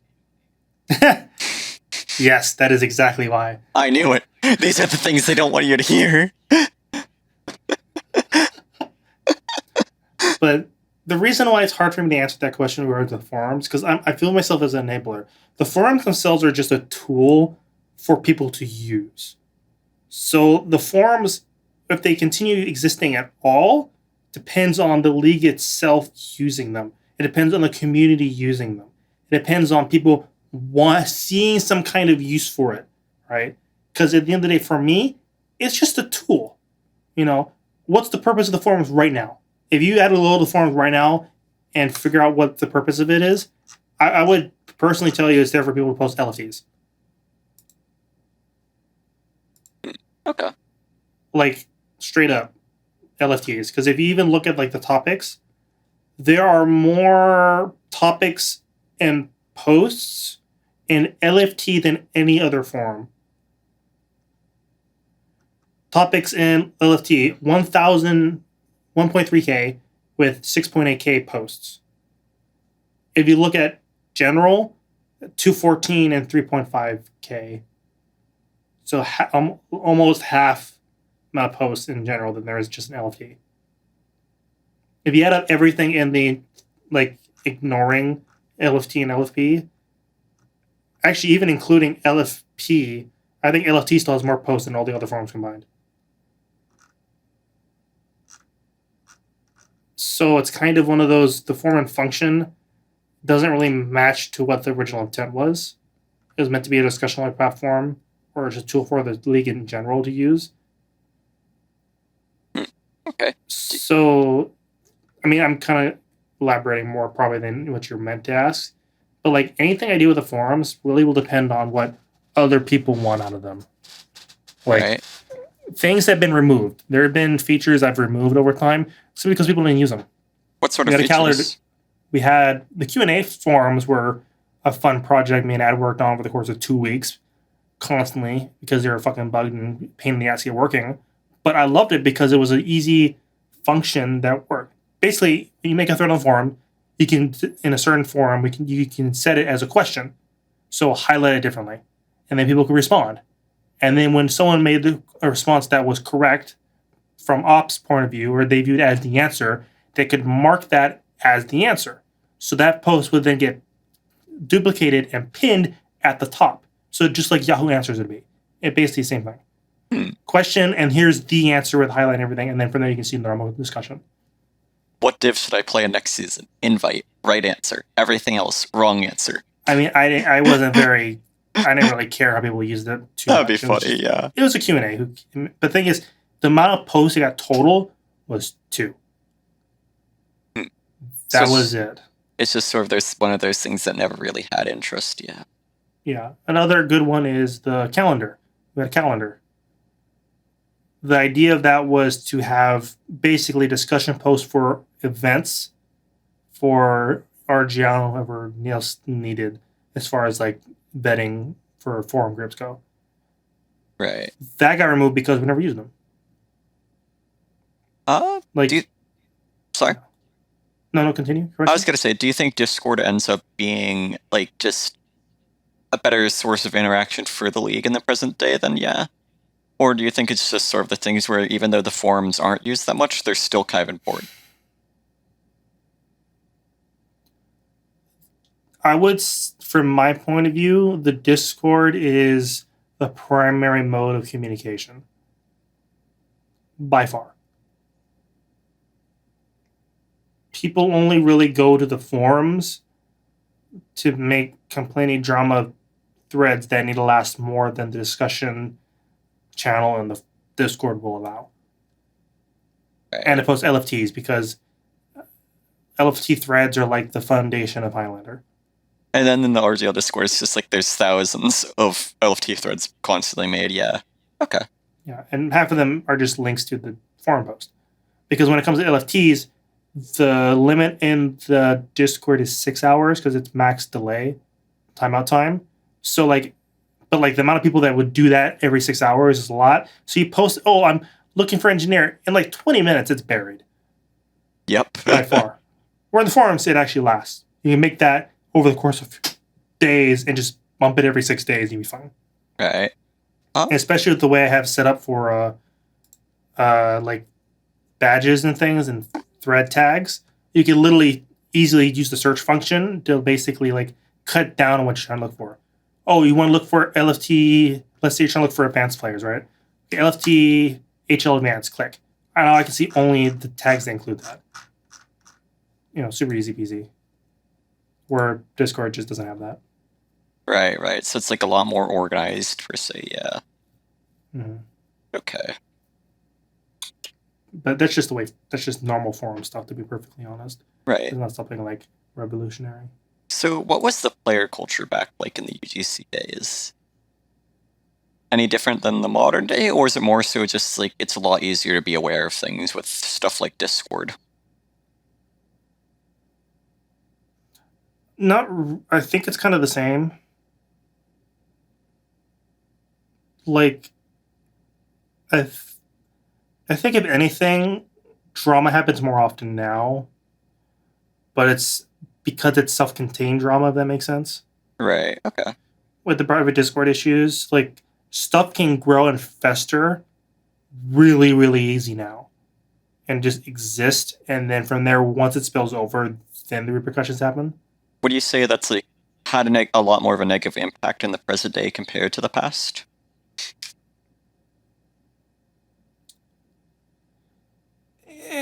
Yes. I mean, it's less of a TF2 community thing. I just don't like. It's maybe my own mental viewpoint on things when it comes to Discord. I just don't think it's good. If that makes sense. Like you can do fun things and like make a Discord, hang out with your team, that kind of thing. But like if you get like great example, if you get people who are less good for the community and have certain bans on them, having their own little group, and you get, by association involved with them, it's very easy to get pulled into it, influenced by it, which then grows that problem. Yeah, also it's just like, I feel like it's a lot harder to have anything of meaning kind of besides like through smaller, like, I guess besides smaller servers, it feels really easy for anything of meaning or substance to just get drowned out in like any remote public Discords, yeah? Yeah, I agree. It's a weird cultural thing nowadays where it's kind of been like it's an internet culture thing. It's a weird. I would even say it's a societal thing because of the benefit of like Facebook and things. Like Facebook was like a cool way to connect with people 10 years ago. Now it's like a weird. I don't have a Facebook anymore, but like it's hard. It's like everyone's kind of in their own zone. What's the word they use? Echo chamber? Echo chamber / bubble, yeah. Yeah, it's just that is the norm nowadays. Where back then that wasn't really the norm. Like there was the split between obviously the Highlander Sixes guys, but the split was just between TFTV and the UGC forums. Right. Like that was the split. Where nowadays, like even within like Highlander, there's like a bajillion groups. Back then, oh, you want to play Pugs? You play TF2 Center. Nowadays, you have the bajillion, Discord Pugs that die every couple months. Right. And that's like not even a joke because I was a part of what was that group? HL Pugs. There was a Discord Pug server called HL Pugs run by Punny, Josephus, and some other people. I was in that one for a bit, yeah. Like the earlier stages.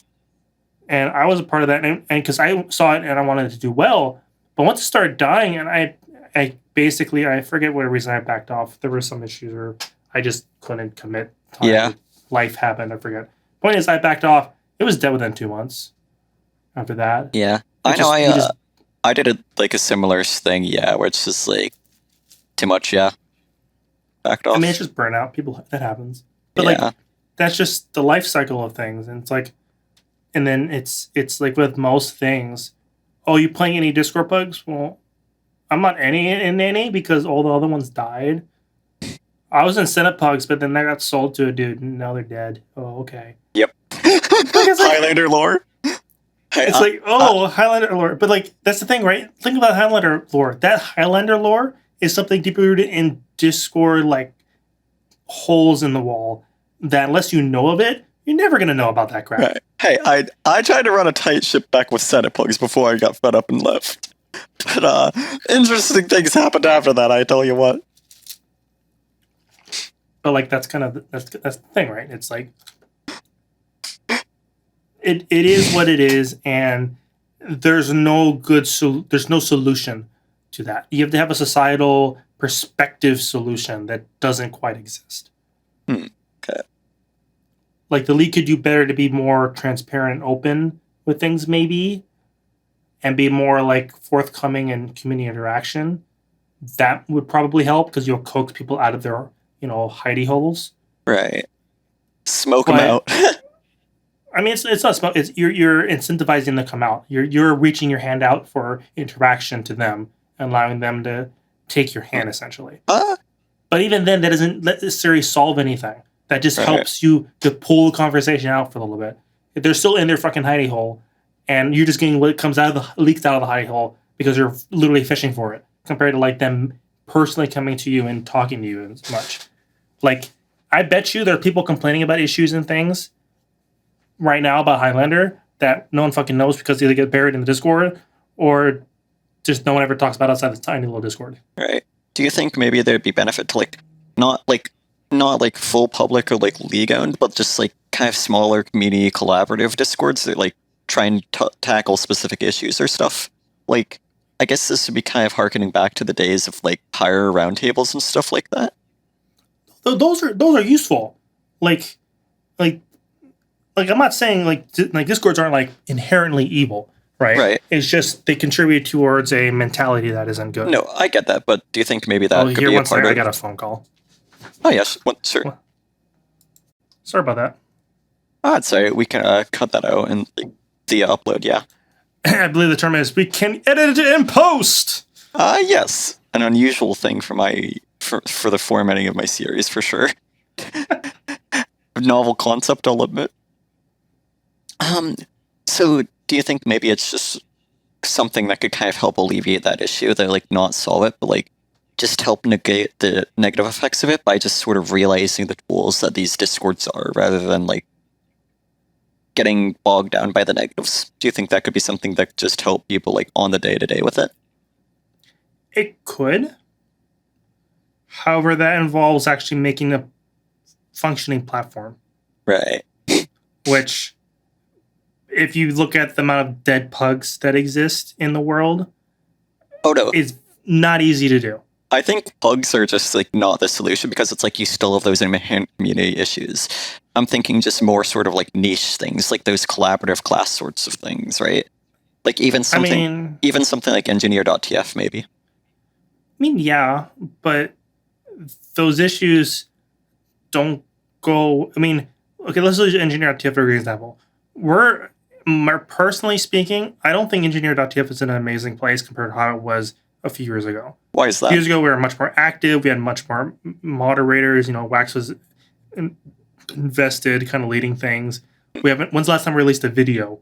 Right. It's things of that nature. I want to do stuff, but I'm not outgoing enough to literally to take lead on those things, and I much rather support other people and their ideas through it. Right. So, like the last thing I think we did was we had those tips and tricks series. I think we did, or we did a rollout video for Rick Effect because someone wanted to do that. I said, you know what, do it, record it, and all that stuff, and I'll do the editing for it. And that was the only video we ever did. Right. Right. Well, I kind of get what you're saying, right? But then I feel like just like that sort of gradual burnout is because there's not enough consistency. It's like you'll have those small pockets, right? But then I think something we really could do is make those pockets less isolated, right? Kind of like connect the community on some of these things, right? Just get people really working together rather than just like entirely focusing on their own things as much, maybe. And I agree, and there's things for that, but you have to have it's more than that, right? You have to have the person who's driven to continue it. Right. I mean, maybe it could be like a step in the right direction, right? Because these issues aren't just going to go away. Yeah, I mean, those issues definitely are never going to go away. Right. And it's like all we can do is just sort of like focus on the positive, focus on what we can do and help alleviate it. Yeah. Yeah. There's definitely things you can do. Yeah. But a lot of it kind of really does just come down to coming together as a community to do that. And I don't have, like I said, I don't trust the community a lot. I don't really have faith that we're ever going to do that because there's numerous examples of the opportunity for us to do that never happened. You know, great example, TF2 Stadium. Oh, yep. That's an old one. Like, that's the best example. UGC sucks ass. Not UGC. TF2 Center is terrible. Their owner is terrible. All these terrible things that we're going to make our own open source better than them thing. No one used it. Do you think that's it? That was it. Like, straight up. It was better than TF2 Center in every way.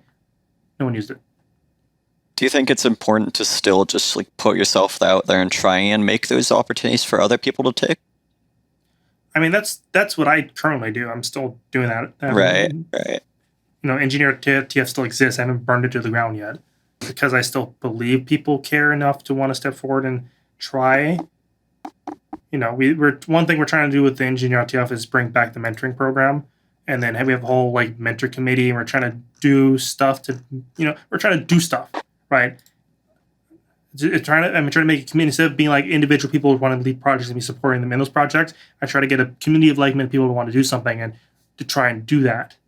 Right. Okay.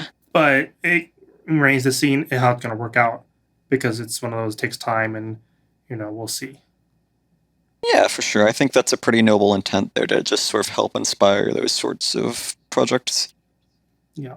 Because honestly, I don't really have time to really just do stuff anymore. I'm old, man. I need to like have a career and shit. You work in the 9 to 5? I mean, I'm an audio engineer, so no. But I need to be doing work. Right. If that makes sense. Like, I'm a live show kind of guy. So like right now I work with my church because COVID, haha. But like I also do sound from a band, and it's one of those. This month they're have a gig every Saturday. So every single Saturday I'm completely out. We did. They usually play like 9 to 1 in the morning. For me, but like it's not like you're only there for like a little while because for me, okay, you do that for a couple hours, set up, and then you have the actual gig. You do that all the way through. So by the time I get home, I'm tired. But like I want to be able to do that as a career, which means I have to do that like at least 5 times a week. Right. You need to be able to sustain yourself to an extent. I gotta be able to sustain myself, and it's one of those I can't focus on that part of my life, and I can't focus on like literally. I would love to play Invite TF2. For me to play Invite TF2, I need to scrim and play matches and stuff. I don't have that time slot anymore. I do not have the ability to invest that much time into this game to play or even like lead projects anymore. Because if I do that instead of my career life, in a couple of years, I'm not going to play TF2 simply because I can't afford it in my cardboard box. But I mean, that's an inherent issue with TF2 in general is you can't. There are 3 people that can make a career out of it. One of them is Banny. Yeah. And the other ones are probably Valve. So, Okay. I think the joke was Spoon made a career out of it because he made like $20 off the match. Yeah. If you look at the player earnings on RGL, you don't see that many usually. Yeah, I mean, it's not an RGL. I mean, it's a problem with RGL, but it's not an RGL's fault. Right. Does that make sense? No, I just brought that up because it's like you could see it super easily. Yeah. Yeah, or like the fun joke from what was that Demento thread from a couple seasons ago, where they wanted to have that question on whether or not we're going to remove the prize pool from Invite for Highlander. There was okay, we have options: remove prize pool. Increase prize pool, or I forget the thing is, but they're happy because the vote that won was removing the prize pool and instead using the money that you pay normally to pay for RGL stuff. And then a thread was made basically saying, "Oh, I didn't understand the question. I didn't realize that we would still being charged for it." You know, it's like you're complaining that you're making Subway coupons in prize money, but you're not willing to actually throw the amount of money, increase the prize pool for you to actually make money. It's like, you know, that's not exactly how the thread went, of course, but like in my mind, I'm like, if you want a prize pool, we can make a prize pool, but you're gonna have to throw like $500 in. Yeah, money doesn't come from nowhere. Then it'll be sustainable.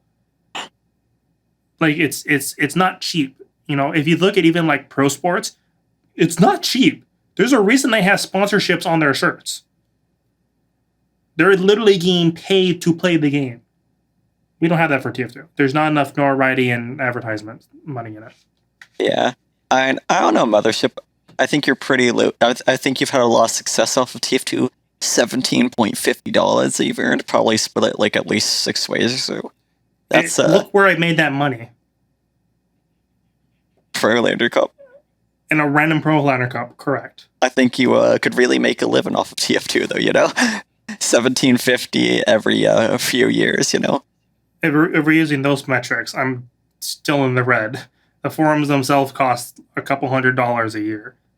So is it just something that you maintain out of your own personal wallet, or does RGL kind of help? Currently in my personal wallet. So RGL doesn't even pay for their own forums. Currently. I have other means and modes that hopefully lessen the cost over time, but it's just one of those, you know, the way the forums work kind of need to be on their own VPS, and as a person volunteer to run them, that's just how that works. Okay. Is it something that like RGL kind of respects you for doing that? Like, do you feel like you get enough recognition for it? Maybe. I don't know. Maybe. Okay. How about the players? Is it something that they're like, oh, thank you for running the forums? Like, is it something that people tend to be appreciative, per se, in the community? I mean, I've never had anyone go up to me and be like, "Oh, thanks, Mothership. I appreciate the forums. You're the best." I mean, I'm not looking for that kind of thing. And to be honest, I think you're the only person that actually have ever really told, "Yeah, I paid for the forums." Well, it's not something like advertise, you know. What if I told you, "Thank you for running the forums. I really appreciate the work you do." What do you got to say to that? What's your response? Thanks. Please join my Patreon, and you can help. you got a link? I mean, you got a link? Maybe a Squarespace sponsorship, even? Oh, sure. If you go to the forum, scroll to the bottom, there's a picture of a VTuber you can click. I think I might have blocked that using uBlock Origin. It would bypass that. Nope, I have it blocked. You have it blocked? Okay. You manually added that? Wow, you're cringe. Yeah, I created an exception. Well, okay. I'm a man. You're cringe. Straight up. I am a man of a few principles. First and foremost, no anime. It's not anime, it's a VTuber. Anime. It's different. Maybe I'll have to interview you one day. Form like the TF2 VTuber round table. You say that, but I'm pretty sure there's someone still has an image saved of me doing a donation to one of the VTubers, because it popped, like literally on the like the deep like one of the streams. Oh, no. Someone in the RGL Discord pinged me, "Nice donation, bro." And I was like, "Oh, they know." But at the same time, I'm like, I know that they know, which means they just right, like they watched it as well. Wow. Okay. So, I mean, I don't have any. It's not any secret. I like Poke, so. How do you feel about Pokemon? Like actual Pokemon? I mean, Pokemon. Yeah. It's an average game. Don't have any life-changing stories. It didn't ruin your life. It didn't take the kids. No. Understandable. So what led you to work for RGL initially? What was the story behind that? People bugged Exa about having forums because they wanted the OUGC forums, but for RGL. And Exa, I think, added a couple people, but no one really wanted to set him up. So he asked me to do it because I've done it like a bajillion times at this point. So I said, sure. So I set up some MyBB forums, and that's what became the old forums. Literally made that in a week. Like in a week, the entire forums came from nothing to something. Right. Okay.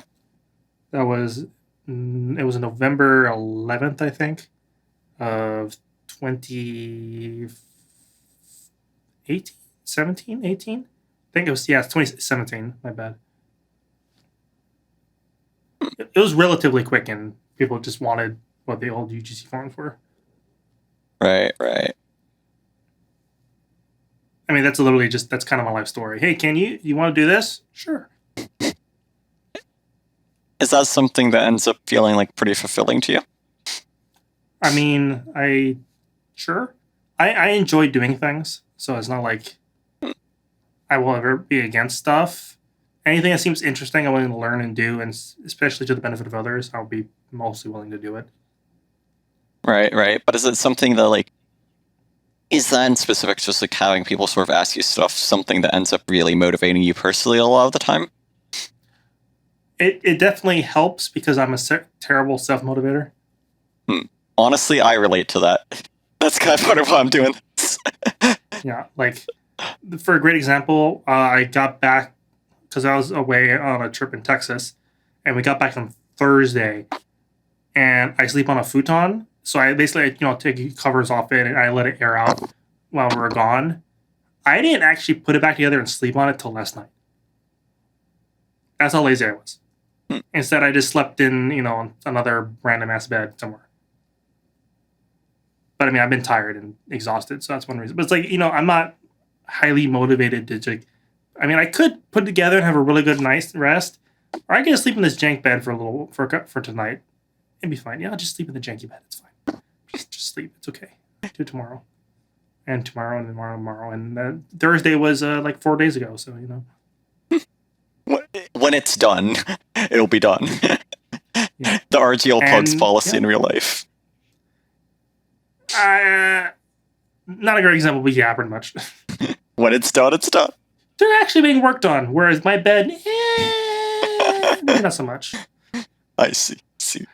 RGL Pugs, a little bit more complicated than literally taking futon, put inside cover, and put on the ground. Oh, so it's not like X plus B equals C type of stuff? There's no there's no pug formula? You're talking about my forum? Or you're talking about the forums? My bed or the pugs?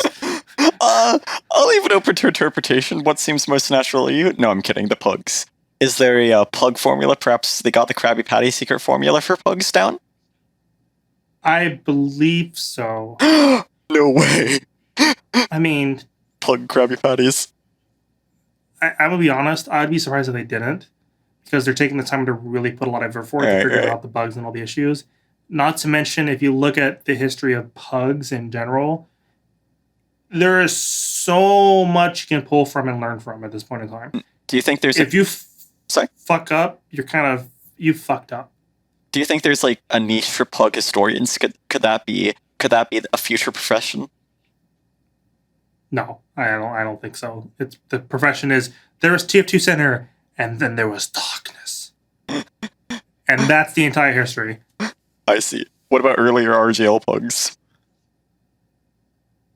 Oh, you mean like the Discord pugs? Yeah, what do you got to say about those? I mean, they're fun, but like, I'll be honest, I'm too high level for them. Like, I can't really play them because generally speaking, they're very open to newer players who doesn't necessarily. I mean, I haven't played a lot recently, so things might have changed.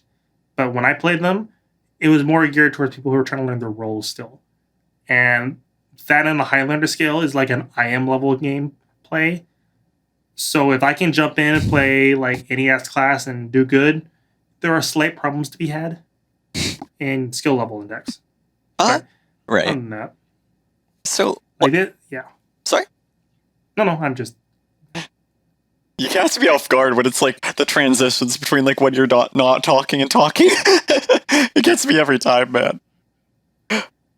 It's a skill set. What can I say? You got a skill set, I got a skill issue. What's new? It's, one on birth, and the doctors are just like, yeah, sorry, you got a social skills issue. Get fucked. It do be like that. IRL skill issue. Hey man, there are worse things than social skill issues. You could have a issue with your health. That's much That's worse. true. Sometimes you might just not have a full buff. You might look at your health. It might be like, oh, I'm a scout on 100 HP. I gotta take that pack. Of course, I see. Pretty much, yeah. Yeah, pretty much. This is very applicable real life.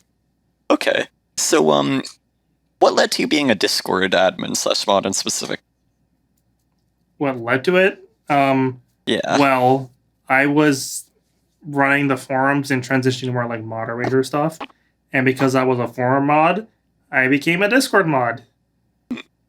Literally, it was just handed to me, and I was like, "Oh, okay." And what was it like? I mean, back when Darcy was running it, I was just kind of assisting.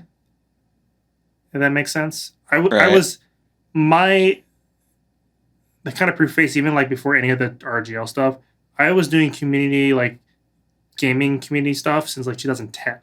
So I've been around the block a bunch when it comes to like community interaction and moderation, administration, and all those types of things. I've written a couple like paper things for people to kind of read and get good, if that makes sense.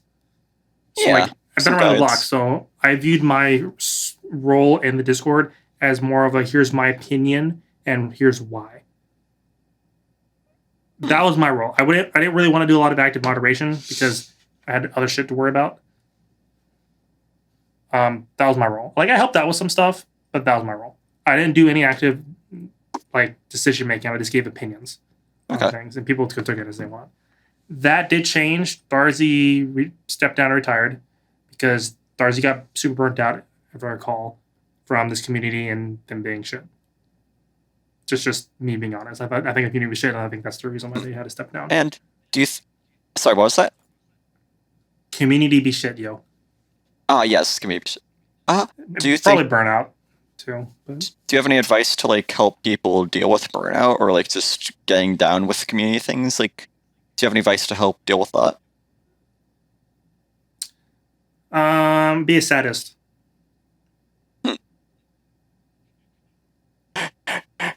I say that half jokingly, but only half jokingly, because one of the issues. I mean, here's the thing with like, what was the question again? Burnout?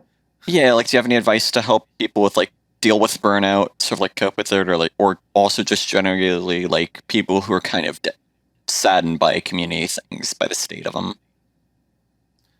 Well, I mean, when it comes down to it really, what really kind of matters is managing their own time properly.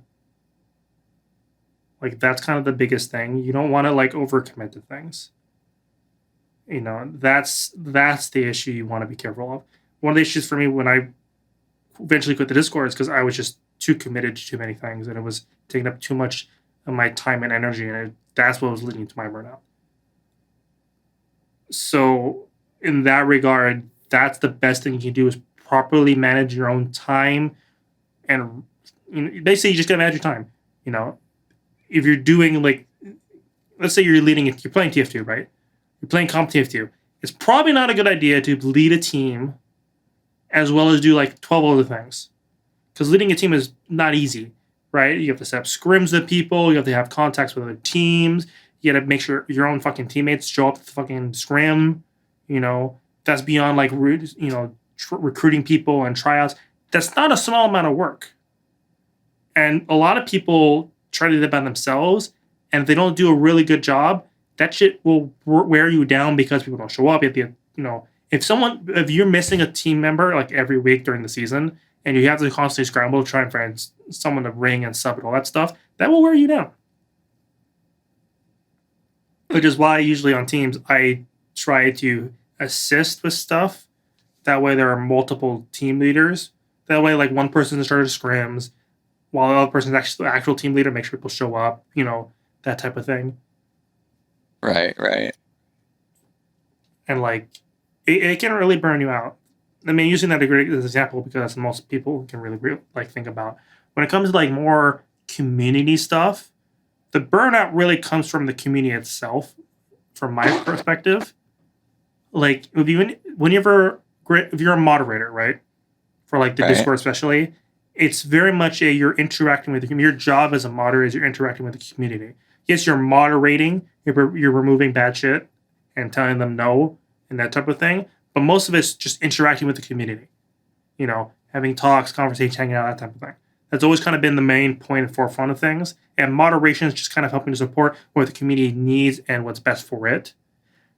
And You can be really drained if you're doing too much of the moderation part of it and being bogged down by people being overly critical of what you're doing. right. And do you think it was something that like people treated you fairly over, like, or do you think like I've heard a lot of like I know there's like a huge stigma around like Discord moderating. Is that something that you ended up like experiencing for yourself though? Or were people mostly like respectful of you? Maybe. I mean, people are mostly respectful of me. There are a few people that I think don't like me, but there are people I banned or like had to like I guess the correct term for the Discord is mute or restrict. You have to restrict because they did something stupid. But like I don't really care about those people because if you did something that I had to restrict you for, it's a good chance there was a good reason for it. And if you don't like it, then maybe you shouldn't know in the first place. Right. So it's like a cause effect sort of thing a lot of the time. Like it's just like there always is a reasoning, but then sometimes it's just like people aren't willing to accept that. I mean, that's what I mean by when I made that sadism mark earlier. You have to take some pleasure in punishing people. You kind of have to because that's kind of the only reprieve you get otherwise. So it's just like it's a kind of unfulfilling, unsustainable thing for a lot of people. I mean, like if you let's say little Bobby comes in typing all caps in like general chat and complaining that we haven't banned the market gardener and you didn't come in like, okay dude, just relax, it's they haven't banned yet, they fill out the survey at the end and he's not stopping. You ask him to stop, he doesn't, you restrict him, then he makes a ticket complaining and being angry. He doesn't like you anymore. Straight up, he's just gonna be pissed at you because you restricted his free speech or whatever, and it's that fucking book with the numbers 1972, whatever. I don't care. But like 1984. Yeah, that. But you gotta get the fact is that's gonna happen. That's gonna happen a lot over a course of time. Like there's nothing you can do about it. There are gonna be idiots being idiots, and they're not gonna be happy because you're stopping them from being idiots, regardless of whether or not they acknowledge the rules, whether or not the rules are inconsistent with that specific rule set or specifically targets it. So did people like stop treating you as much of a person and just like as a Discord moderator or something, like as just the person who was kind of restricting them? Like, did it change how they interacted with you in that sense? I mean, those people don't like me. I mean, I think the term they use is, I think there have been multiple instances where people were complaining about something I did or were unhappy with something, and they're saying I was corrupt or something. I forget. So I basically, the default answer is if you do not like what I'm doing or we feel like I'm doing something inappropriate, please report me through the report form. And do you think... And they don't do shit because they can't do shit. Because what are they going to report me for? Do you think maybe that would make come off as like inapproachable per se to them? Because it's just like it doesn't necessarily directly confirm or cover their things with you? Like, is it just the sort of thing where you think it could be beneficial to talk to them about the concerns just person to person? I mean, you gotta keep in mind, the context of this is someone that I had to literally restrict or punish for actions they did. Right. In which case they were unhappy with. Like I provided a consequence towards their actions that they were not happy about. Right. And so it's just like, as long as other people are being reasonable, you're going to be reasonable. But if they're just intentionally trying to cause trouble, it's like no point in kind of letting that get to you. Yeah. I mean, pretty much, yeah. Okay. Yeah. I mean, there's you got to take things with a grain of salt when it comes to stuff. You're being very general. I'm being more specific in my response. But Right. I came to people in general in Discord at the time. I was pretty just casual about it. Like, I'm not gonna take, when it comes to like actual moderation, like actually moderating, you can't actually do anything until the intent becomes clear, because what actually matters in terms of rules and actions is the intent. Right. So like someone comes into the general chat and says something in all caps, you're not going to instantly restrict them because they're spamming in all caps. For all you know, it was an accident because of the cap keys on. Right. Is the possible deniability that puts you at risk. You can't do that kind of shit. Right. Same thing with the forums. Even when I was overly oppressive with the moderation, there was some kind of intent of something that I removed it for, or lie or spam or whatever. And would you say that's something that sort of like affected you mentally as a person, just trying to always have to evaluate people in that way and be like, is this person acting with good intent? Is this person kind of acting with malice? Like, did that sort of define your view of the community in a sense? I wouldn't say so, because for me, that's a moderation style. Okay. Like, this is something I learned when I first started doing community stuff, is you don't just, like, for back history on just my administration style, I started as a moderator on a Minecraft server back in 2010, run by Fusion RP. They're been shut down a long time, but that's what I learned. And from there, we went from a mod to super mod and then admin. And basically, when they kind of rehashed the server again, I was one of the like two like actual like not owner admins for that group, and I learned how to moderate and do stuff through them. And a lot of the important things I learned from them was, the rules. If you look at great example of rules, look at the forum rules for a second, right? They're pretty, spam the flame, blah, blah, this includes unlimited 2. Look at the Discord rules, right? What do they say? Very similar things, very similar language. Go to engine.tf, go up to the top to the rules. Know this, know that, such as unlimited 2. The way the phrasing of those rules are directly pulled from Fusion RP, because I had a heavy hand in developing all these rule sets. Right. Right. Okay. And a lot of these rules, if you listen and read them, they're not very restrictive. Right. It's meant to be encompassing for a reason. Right. Like, it's the sort of thing where it's like you don't want to have to punish people, but then if you do, it's like you want to make sure it's like not that partial, right? That it's consistent. Yeah, that's important. Well, no, yes and no. When you moderate, you want the rules to be if you make a decision to do something as a moderator, the rules themselves need to be your justification and what you need to fall back on. Right. Because at the end of the day, if you do something, the person you're doing it to will judge you for that action. They're going to say, let's say if I banned you for posting a picture of a cat. How could you? You are banned from the forums right now because you posted a picture of the cat. I'm going to post a picture of the cat. You will be upset, and you will argue with me whether or not that breaks the rules. I'm doing it right now. I'm ready for my ban. I'm ready for the argument, Mothership. I mean, yeah, but you get the point, right? Yeah. That's going to happen to every moderator. No matter what action, you got to be ready for that type of thing. So when that happens, you need to be able to be, okay, look, these are the rules say. Rules say no cat pictures. As soon as you do that, they do not have an argument to stand on. And they're no longer arguing with you, they're arguing with the rule set themselves. You need to remove yourself and your personal opinion from these equations and have the fallback of the rules as your justification for actions. That's when people fuck up. If I ban your cat picture and you look at the forums rules, what can I fall back on? Oh, it's spam. Your argument at that point is whether or not it's spam or not. I have, what am I going? My justification is, I think it's spam because XYZ, but it's not a fallback of whatever, right? It has to be more concrete than that. Right. Okay. And from there, that's what I also mean by the intent. If someone's intent, if you post that cat picture with the obvious intent to spam, it needs to be an obvious intent or a known intent from history and previous bans, blah, blah, blah. That'll help me fall back on. So if I say dude, I had to remove your cat picture, well, it's not spam. I'm like, it is spam. You've posted 5 cat pictures in the past 3 hours. it's much easier to justify, right? Right. That's just how I learned how to moderate. And I took that from Fusion RP, and I eventually moved on to anime Gmod server, like cinema server. And from there, when I jumped into that, I basically taught people from day one how to moderate based off that moderation style. So it's like a mentorship of sorts, but on like community matters. Yeah, that's pretty cool. I mean, it's important.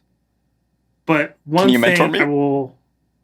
I mean, I could. It's not right. totally difficult. Sorry, what as you're saying. Yeah, what matters is the perspective of it, because you got to look at yourself as a herald. I mean, it really depends on what level you're at. But one thing I always kind of tell people, when you're a mod or you're a staff member of RGL, you're representing the community.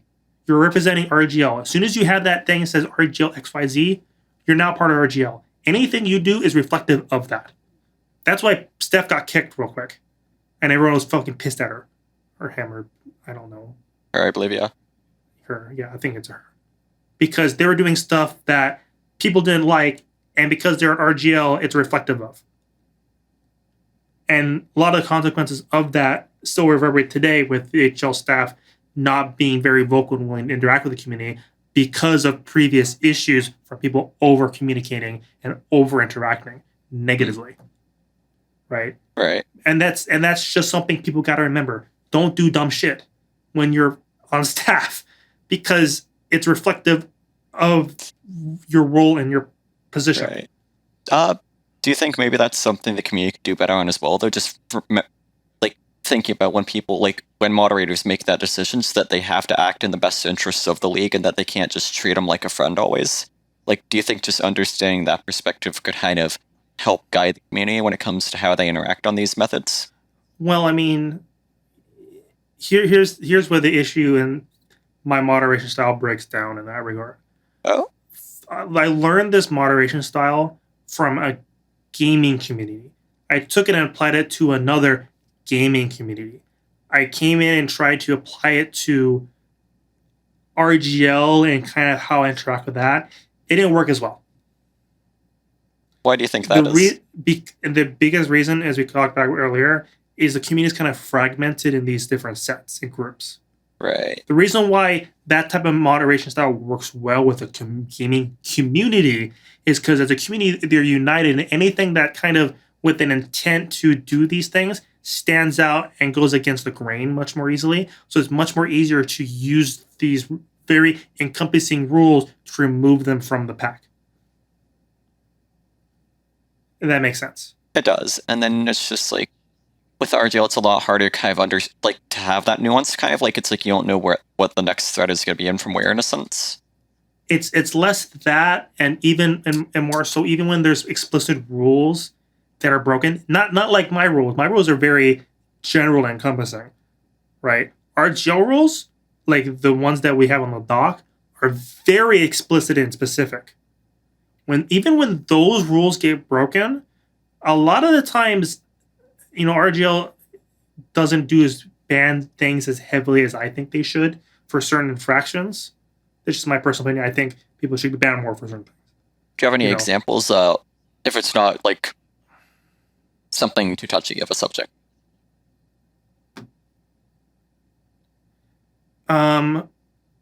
Shoots. I don't know.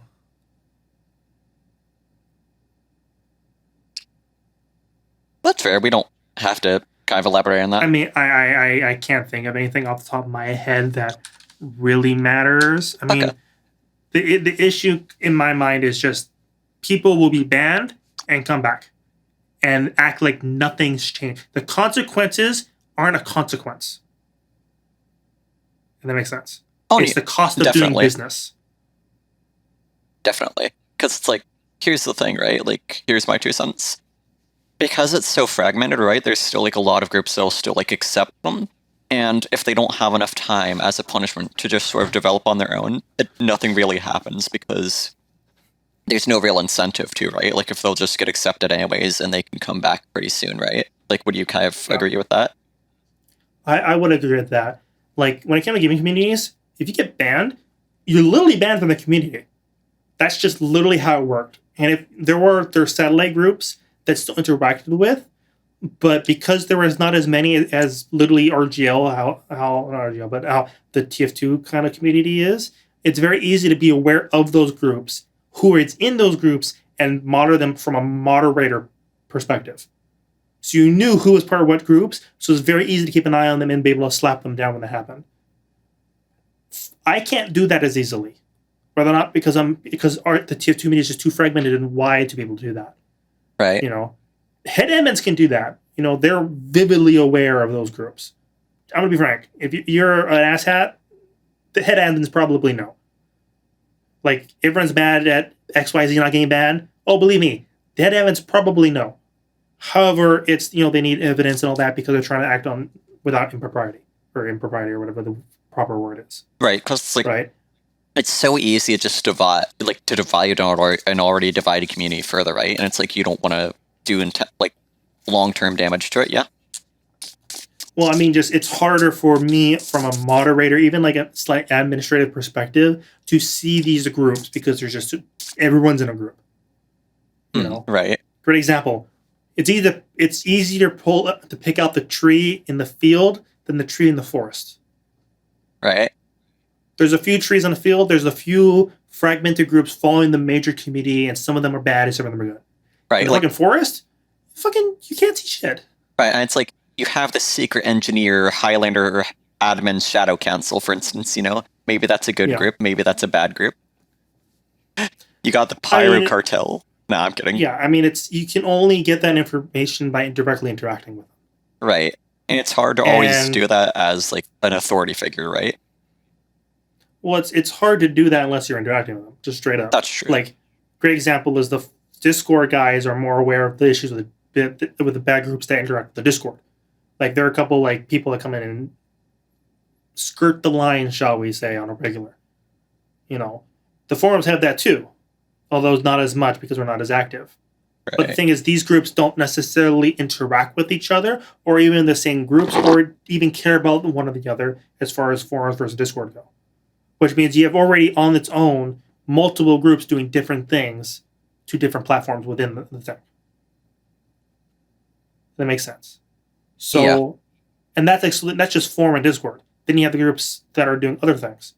Let's just say you have the group guys that raid scrims, right? They go in and start with all cheating, like spin bots and stuff, basically ruin scrims for people. Casting DDoSing. Casting is a great example. Those old groups are not necessarily related to each other, but are definitely doing different things. Right. I don't have to worry about the group. I never interact with them because what are you going to do? DDoS the forums? What does that accomplish? Not much. Right. Right. Compared to DDoSing a match, there's a great way you can do. And that's the issue. There's just too much fragmentation and too much this and that and blah, blah, blah. Gaming community would be it'd be the same group doing the same shit. It's very obvious who is doing stuff. Right. For me, I don't pay attention as much, and I'm more focused on my particular area, and I don't have to worry about those things. Therefore, I don't see them. So, is that style not really working out part of the reason why you kind of step down from it? From the Discord, you mean? Yeah, from just Discord moderation, for instance. I mean, it didn't help, but what ended up happening is I was running through burnout because, originally I was not really a mod. I was just kind of helping out. Darcy stepped down, and no one really could step up. So I kind of offered to kind of help lead things. However, I didn't actually accept the role and responsibilities of Discord admin or head admin. I was more just one of the mods that had authority through my own actions. That made sense. Right. I spoke with authority. People gave me authority. I had authority. But, it's one of those, I wasn't really looking to change things. And one of the, and this is more talking about the specific incident, there is the issue with people posting single emote-only messages in the discussion channel. Emote-only messages were banned. Straight up. That was a thing at the time. They were banned. You weren't supposed to post them. It was very easy for me to delete them. And if you did it with obvious intent while I'm there watching it, I will warn you for doing it. Congratulations, you got warned for posting an email-only message. Certain people were upset with that fact and thought that email-only messages should be allowed. And me being aware of the reasoning behind why these things existed basically got into a huge argument debate with multiple people, including some other RGL staff members, about why it should be allowed or not. And my only point in perspective on it was, I think I think RGL or email only messages should be allowed and okay. However, they were banned because they were used for racist comments in order to skirt by the rules of being racist in the Discord. If there's a way we can allow them email only messages while preventing people from being asshats, then I'll do it. However, the only main responses I got was, you need to, as a moderator, use discretion to figure these things out without banning the messages. Which, I mean, it's a fair thing to do. However, the whole reason they had to do it is because of they couldn't do that. Right? Remember I said about the intent? Right. People kept jumping. As soon as, basically what they did is they would ban individual emotes and they would just jump to a new one. It would just fuel itself. They had the monkey emote, they had the wheelchair emote, and they had, things like that where on their own isn't like bad or offensive, but in the way they're using it was. And the problem with emotes is it's very hard to determine intent without context. And if you're doing single emote only messages, just kind of a spam chain, you lose the intent very quickly other than to spam. And I didn't really want to have to deal with figuring out the intent behind people posting racist emotes. Right, especially if you're just like having all the blame pinned on you for everything, no matter which way it ends up turning out, right? Like either you under moderate it and people get upset, or you over moderate and people also get upset. Well, I mean, people aren't going to get upset from under moderating it. It's more maintaining a certain level of shit will break down quickly. Let's just say that it's a leak on the dam. You let it, assuming we don't know the intent, so you let it go, it can grow really quickly to other things.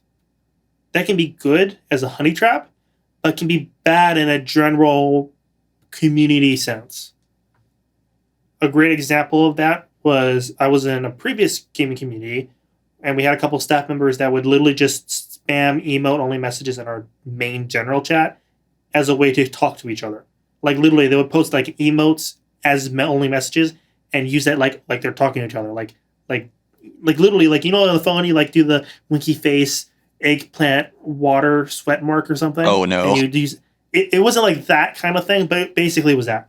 They're communicating in only emotes, and it would just fill this thing. And I had to yell at them like, guys, you're staff members, and you're spamming, and you're doing email only messages. No one else can literally join in and talk in our fucking general chat. Stop it. And they never did. And it broke down to the point where no one talked in general anymore.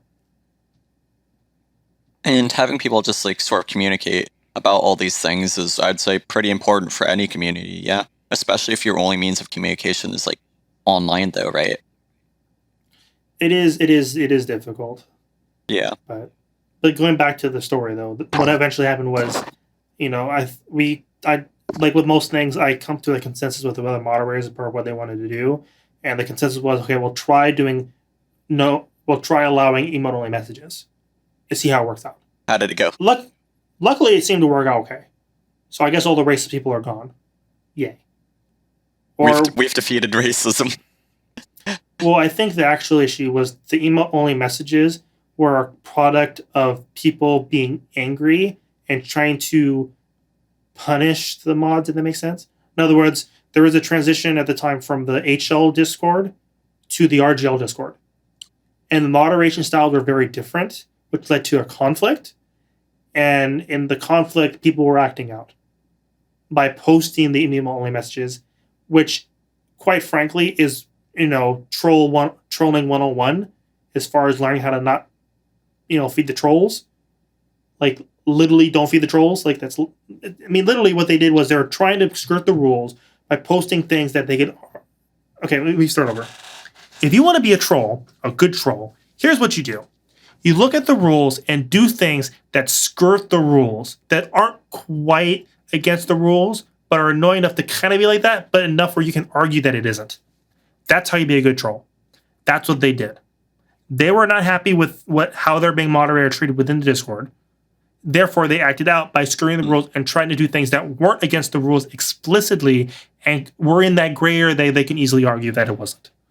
I see. And did it feel like dehumanizing all to have people interacting with you that way, to be having them take that out on you when all you're trying to do is just best represent the league? I mean, keep in mind that whole thing I meant with the HL Discord merging, that was when I was still a spectator to that. I see.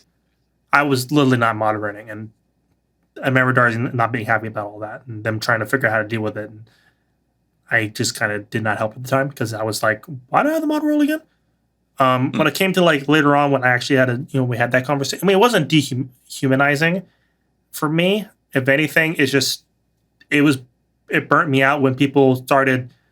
I think some other staff members were trying to argue against my stance in the general chat for everyone, which that was a bit, if anything, right? Because that shows lack of a coherent stance on things as staff, which is an issue.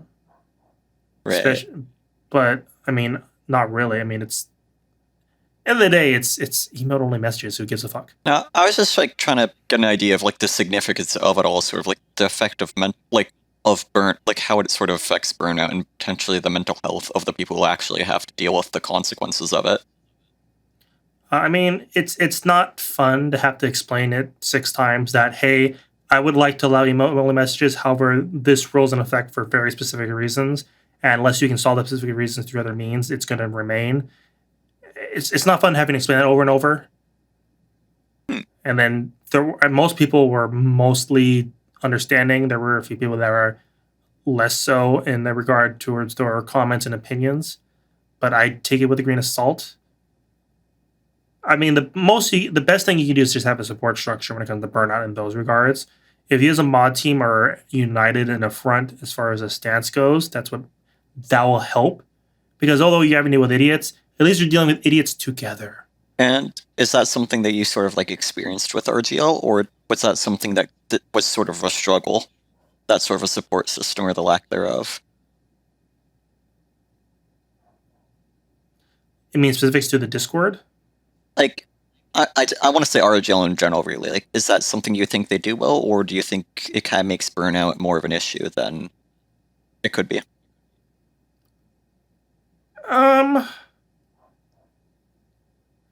Maybe. I mean, for me, I'm kind of more, to phrase it in a way, I don't really have I don't work with groups, if that makes sense. So when it comes to like the forums, it's me. Perrine is on the mod team, but we don't really interact as much as we could. And Ad, who has a full-time job now. So if stuff happens, needs to get done, I kind of do it. When I was on the Discord, it was kind of me leading stuff when I was not in charge, quote unquote, not in charge. But I still wanted us as a team to do stuff, but there wasn't a lot of like, as much as there should have been, as far as like, hey, this is happening. Let's tackle this as a team. If that makes sense. Right. And do you think that kind of has like a negative effect? It doesn't.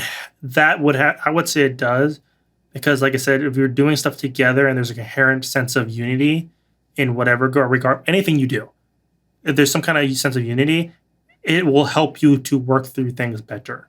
Right. So that's just a normal standard like life thing.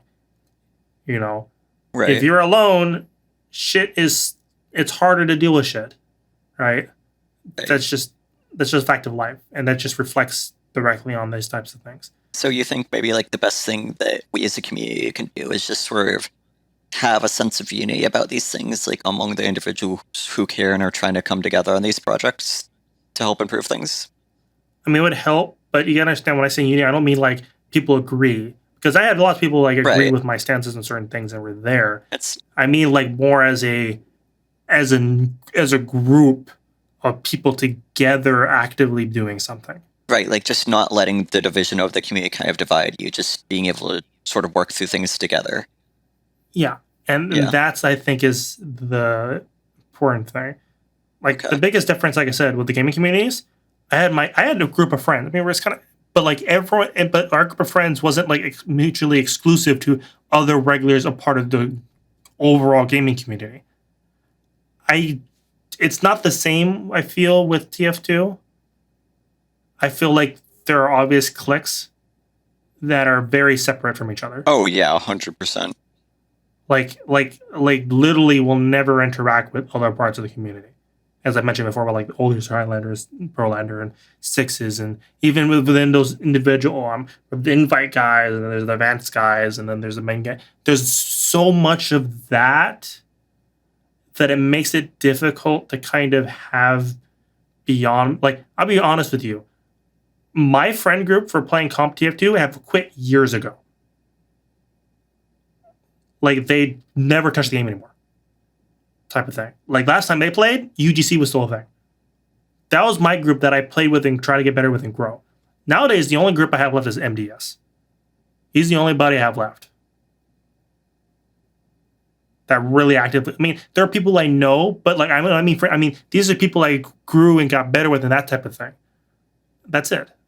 Like, no one else really plays anymore. That is kind of sad, yeah.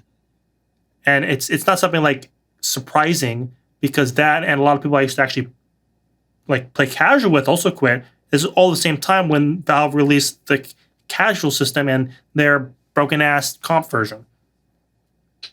Unfortunately, what happened was a lot of people left, and most people I knew left because at that point, comp TF2 is going to be real. It's going to be a thing. And when it came out, it was such a huge disappointment. It's like, okay, what's the fucking point? Yeah.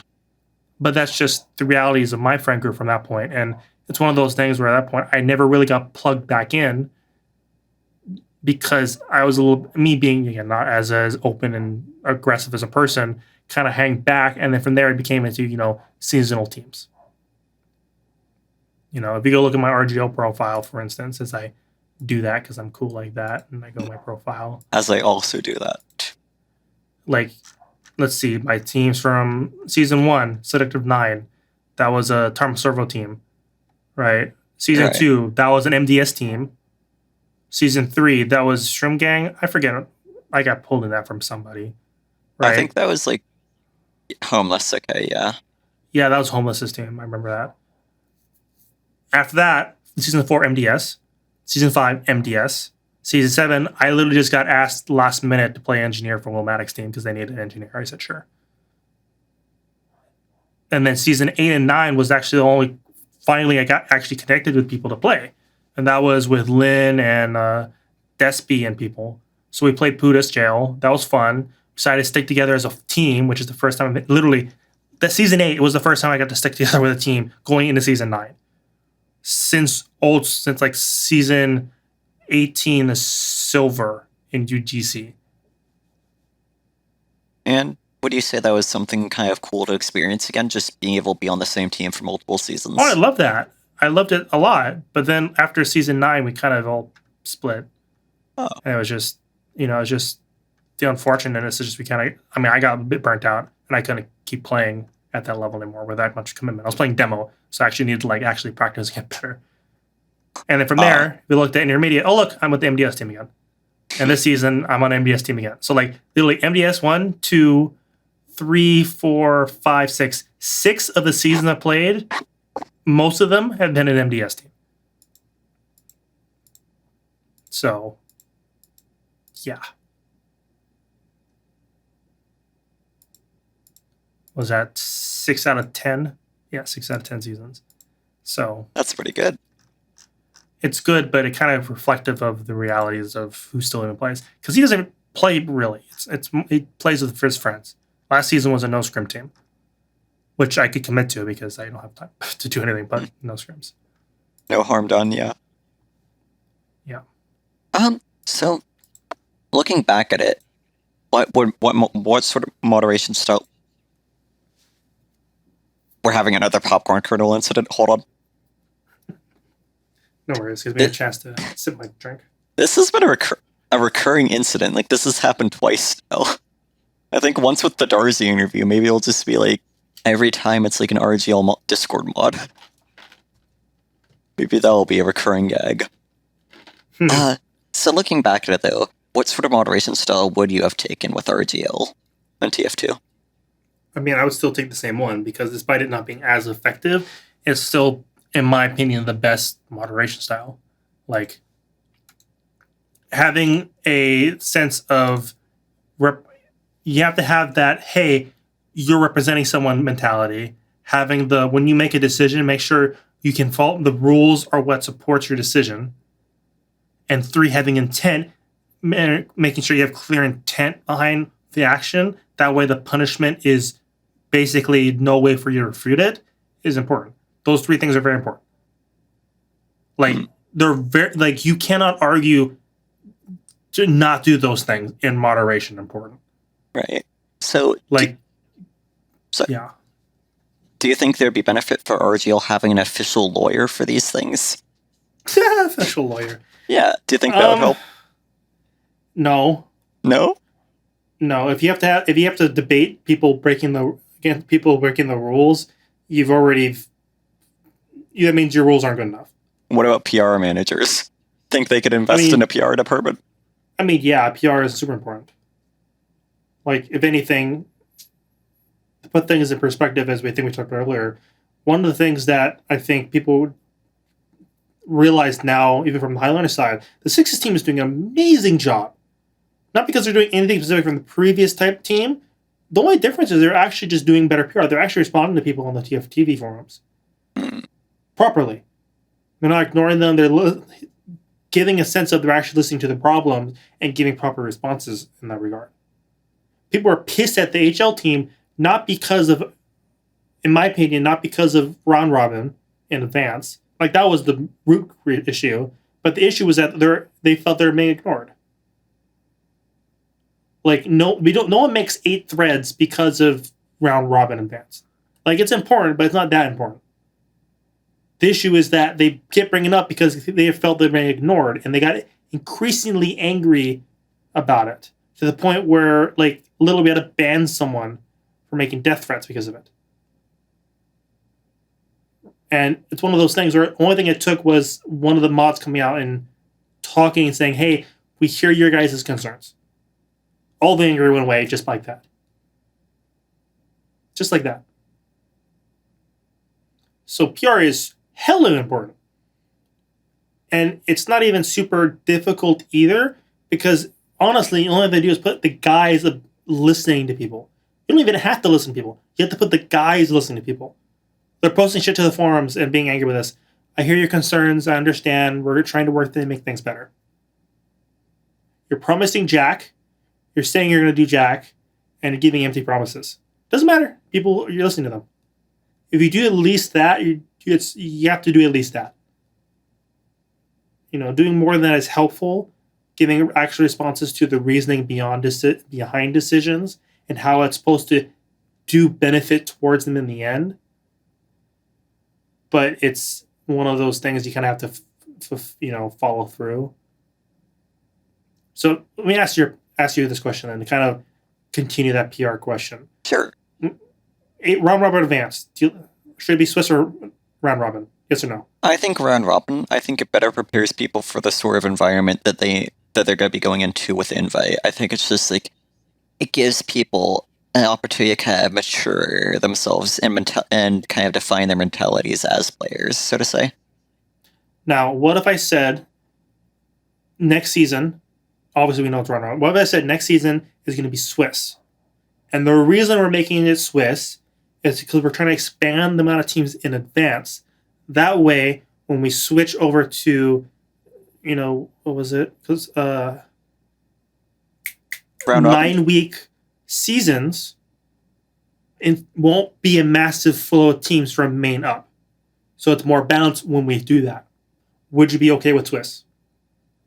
I'd say so, yeah, because it's like me, it's representing that it's not even just about like the fact that it's PR. Like, I guess it's kind of playing into what it would be, but it's the fact that it shows that they have concern for the future, that they're thinking about the future, and that it's not just a decision being made on a whim, right? That they have the future in mind, they're kind of aware of what it might do.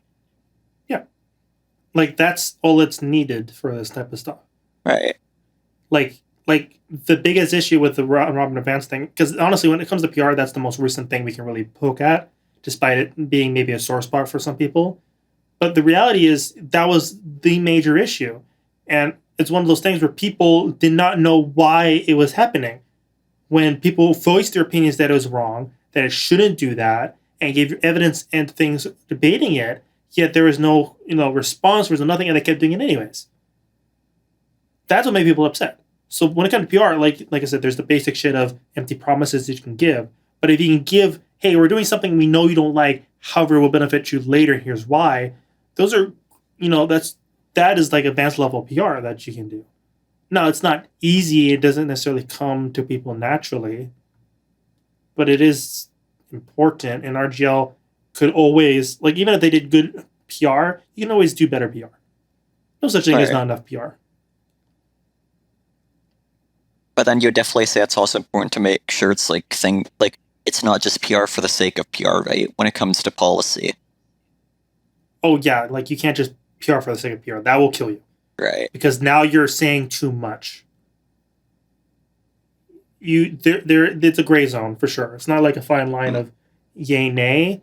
It's more public relations is ensuring that it's exactly what it is. It's public relations. It's a relationship with your community, the public, the people you're interacting with, right? Just regardless of the fragmentation of the community, if you look at certain facets, let's say there's a pro-lander facet of people. Pretend they exist. Obviously they don't, but let's pretend for a moment. There's a group of people that really like pro-lander, more pro-lander, and they're upset that they don't have a proper season of pro-lander anymore.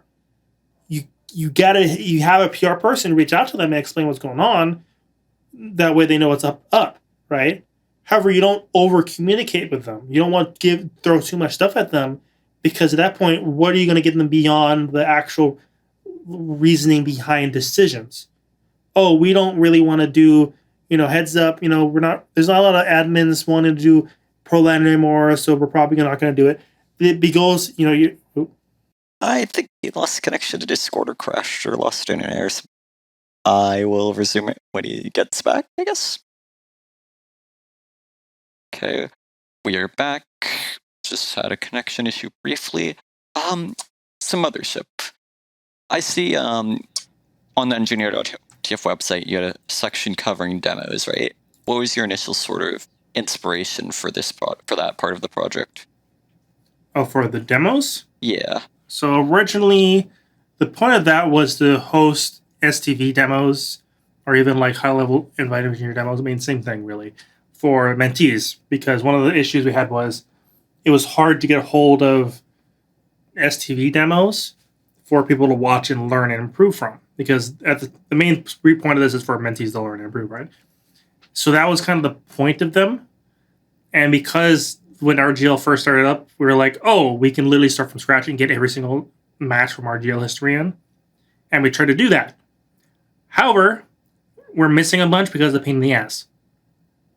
Trying to ask everyone for their STV demos when not everyone has automatic uploads. Being able to have to find people's logs.tf, or no, their demos.tf profiles to find the demos, and then matching it. It's a lot of work. It was a lot of work, is a lot of work, and honestly, the only reason why I was doing so well for a while was because Rekabit was the main one doing all the work to make sure things got done properly. And huge props, because without Rekabit, basically it would have been extra dead. However, one of the issues that happened was they had decided to quit and retire for their own reasons, and I took over trying to do it, and I was not able to keep up with it. Is it the sort of thing that you think would be kind of valuable going forward, and that you think would be good to try and do if you were able to get volunteers or so for it? I mean, yes. I mean, one small known fact is you're actually required to record STV demos, upload it, and link it in your match. That's actually something that's in the RGL rules, but no one does and they don't enforce. Okay. If they do that, I could theoretically do it back on my own again, because I would literally just have to go to the match page, and there it is. Is that something you've ever tried to express to the RGL admins, that there would be that sort of clear, distinctified benefit to doing so? I don't believe I have. I might have mentioned it to some people in passing. However, it's one of those things where it's a thing with RGL enforcement and their own rules. Right. And it's like they already have so much work to do for the admins, right? Well, that's not my concern, to be frank. Based. It's more. I mean, I'm not trying to be mean about it and say I don't care. It's just one of those. If you have a rule and you're not enforcing it, there's an issue right there on its own that needs to be resolved beyond what I want from an external organization. Right. Yes, it'd be useful for me. If they did that, I would love it. I think I brought it up, hey, can we do this? But I'm not going to try and push the issue because the fact that it is on the rules and not enforced is an issue. You know, it doesn't matter if admins are busy with all other stuff. If you have these rules and you have that, you need more volunteers, you have to do what you got to do to make sure it happens. However, if it's a rule that you can't enforce, it's not a rule. It's doesn't exist. That's just a fact of life. Jaywalking is illegal. You can still fucking do it because what are the cops aren't going to punish you for it. Therefore, it's a non-enforceable rule. It basically doesn't exist. Does that make sense? Oh, yeah, no, definitely. That's a pretty good and accurate way of explaining it, I think, yeah. And do you think just, like, even if it's, like, a sort of benign thing, do you think its existence, like, the fact that that sort of is kind of, like, damages RGL at all, in a sense? I mean, anything that's not positive is negative. So, yes. Okay, that's fair. So, do you have any sorts of, Because like... you can... To kind of be more specific on that, as I'm trying to mentally think about it, the way it can backfire is people can use it as a way to accuse RGL of being selectively enforcing their own rule set, which is a very bad image to have. Now, no one brings it up in regard to that specific rule because it's minor to a disturbed degree, and I honestly don't think people would realize that's a rule because it basically was added with no enforcement from the start. However, that's the easiest way for people to take that into a like unenforceability negative perspective is that, you know, RGLs is not enforcing their own rules and instead, or they're only selectively enforcing rules. So they're only picking and choosing what suits them to enforce. Do you think that could be fixed by them posting that it's, this thing is required in match comms, which it doesn't seem like they do? I mean, the easiest way to do that would be just to, make a article saying, hey, we're going to force this rule going forward, make sure you do it, or just letting them know in the invite, group meetings, whatever they're called, invite meeting. They do interact meetings with the invite leaders. Point is, as long as it's acknowledged and, they tell them, hey, we're enforcing this, make sure you do it, then that's all I really have to do. As far as enforcement goes, it's really not that fucking hard. You just look at the match page. Right. But then it's like right now they don't even include it on the match page. And that's such an easy... It's an auto response. That's such an easy thing to do. Right. Like, even it not being on the auto response isn't an excuse as far as enforcement goes. Or even, like, doing it in general. As long as you tell them, hey, you guys need to do this because we're enforcing it, and they don't do it, you punish them. I mean, the auto response is not your... Like I said before with the moderation stuff, your rules have to be your fallback. They need to be the thing you need to point to as your reasoning for doing it. Auto responses don't matter jack. They can say whatever they want. If you don't do something and it's in the rules and you punish them for that and they complain saying it wasn't that, you just say, well, it's on the rules. I told you about this. It's right there. Easy peasy. Done and over.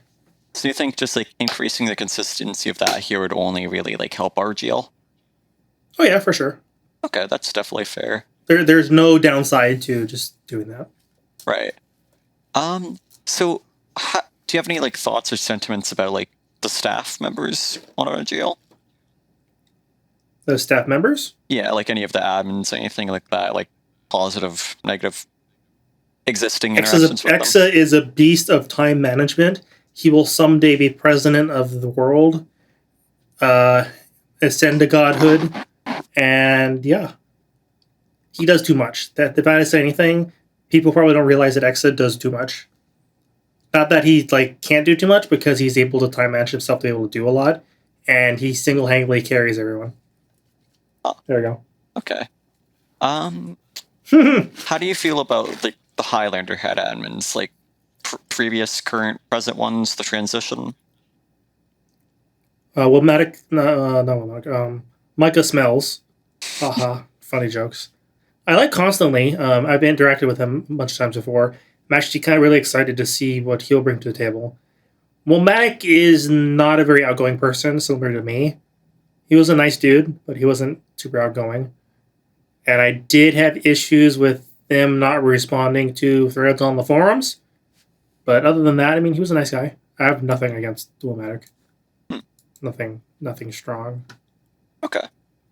Yeah, I mean, it's one of those. If you're talking about like people with teams and stuff, I've met some, and I've met Ire before since he used to live here. We hung out and stuff. Something about a Shrek vinyl. You can ask him about that.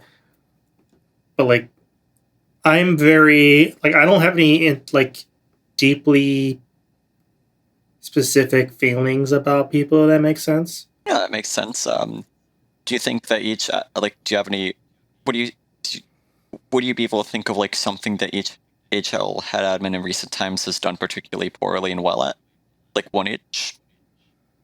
Like sort of like a more critical perspective on it? And if you want me to be hypercritical, X, when he was head admin, did a lot to make things work. However, the only downside of, and this is just the natural repercussions of doing a lot, is when you no longer doing those things, they fall to people who necessarily aren't doing it to the same standard, perhaps is the way to phrase it. X did a lot, and he did a really good job. However, he can't do everything forever. Right. I want to say that's just that on Exa. I want to say that's like a fairly consistent thing with like a lot of volunteering in the TF2 community as a whole, right? Mm-hmm. It's just like one person steps down and then it's like just doesn't happen anymore. Yeah. Yeah, and it's, I'm not trying to. It might seem like a mean negative, and just it's not. Exa is an amazing person. Quite honestly, I would have quit forever, like years ago, if I was in Exa shoes. And I don't. I honestly sometimes don't know how he manages to keep doing what he does. Ethereal being. Like I said, he's going to be president, dude. This is like not even like a joke. He's going to be like, one of these days we're going to be like, oh my god, it's President Exa. I would vote. That's literally his name now, is President Exa. He understands our needs. He understands our needs. How about Michael Lele? I like Micah. He really fucking cared on making improvements. Whether or not those decisions were good or bad is he was more progressive in his decision making and things he did. Okay. Unfortunately, he has life and he had to step down. How about a negative thing? I can't recall anything specifically negative. Okay. How did you feel about leaking the survey results? It was inappropriate, to be frank. He shouldn't have done it. I mean, I understand why he did it. He shouldn't have had access to it in the first place, from obviously. Right. But like, it's one of those. I understand. However, just because I understand why he did it doesn't mean he should have. He should not have leaked it. Just because he should not have access to the first place. And again, one of the biggest things I have when it comes to moderation is that, representation thing, and it just reflects poorly on RGL for him being able to leak it in the first place, and that's ignoring the fact that he did leak it, and it looks bad that he had to leak it in the first place. Like there is nothing good gained out of that except survey results, and I'll be honest, survey results are worth very little. Right. It's like, what are you giving? What are you taking? Right. Like, it's just you gotta be like that sometimes when you're doing stuff. No. Okay. Like I said, I do understand his perspective because it made Wilmatic look bad. Do you think that? So I'm not sure if you knew or not, but Michael Lele had tried to reapply to the admin team and wasn't accepted. Do you think, in light of that, it's like him not being reaccepted is justified? I mean, I didn't know he wasn't reaccepted or wasn't accepted. It is understandable. You can't. Like I said before, I think way at the beginning, RGO it's difficult for you to get staff because how much they vet. and want to make sure people are, you don't want to let inappropriate people into staff. Right. Him doing that kind of broke that trust, like just straight up. Like you can't leak stuff. I Like agree. even if you have access to it when you're not supposed to and all that, there's a level of trust involved. And reality is, even if you're, doing it for the benefit of the community, we can't trust you anymore to do the right thing. That makes sense. I mean, I would still like Wilmatic back as a staff member. So, understand the difference between my opinion and my personal opinion and my professional opinion. Did you mean to say Michael Lele? What did I say? Wilmatic. Wilmatic? No, I mean, yeah, Michael, yeah. Okay. So that's something definitely bad, yeah. We already kind of covered like the bad with Womack, just like not really being that active on the forums or that communicative. What do you think he did well? I mean, he wasn't very communicative in general because he's, like I said, not as outgoing like I am. Or, right. Yeah, he's not like outgoing, just like me, because I'm not outgoing. What did he do well though? He stepped up to the role. I mean, that's what I can give. The problem with him not being very outgoing and more interested in keeping the status quo and things, it's hard to say what he did well when what he did well was keep things the same. Okay. I do have a follow-up then. Do you think the status quo is something good for RGL? Like, do you think it prevents them from getting worse? Or do you think they should strive to go past the status quo? Do you think that their play is just keep it as it is, or to try and progress? I mean, it depends who's in charge of what. Okay. Like, that's the fact of the matter. Like, Six's team want to improve stuff. I'm assuming Constant's going to want to improve stuff. Humatic wasn't. I would say the production team, when it comes to like the cast and stuff, want to keep things the same. I'm of the personal opinion is if you're doing something, you should always try to improve it.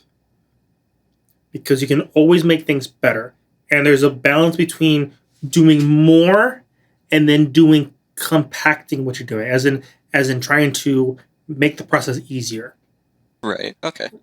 I will use my real life example of my actual job at my church. I am the assistant technical director for my church, and a lot of stuff I do is, great example is I do lyrics on the computer for songs. How they look and the backgrounds we have and the formatting and the transitions have changed greatly within the past 2 months. Because I'm constantly trying to update and make it better and easier to read and all those types of things for, the congregation and people watching online and those types of things. Right?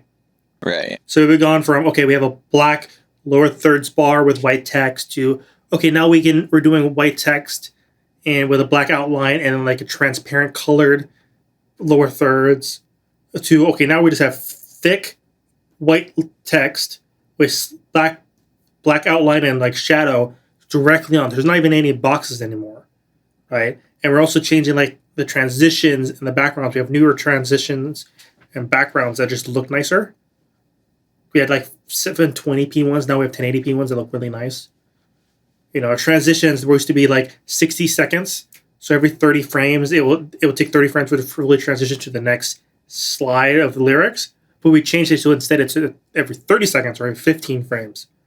The reason we did that is because some songs are high enough BPM, we get a transition between lyrics faster, or literally people can't keep up with the song, right? It's that type of thing. It's seeing what issues exist, how can you improve something and making those changes, and then compacting them and making it easier to do.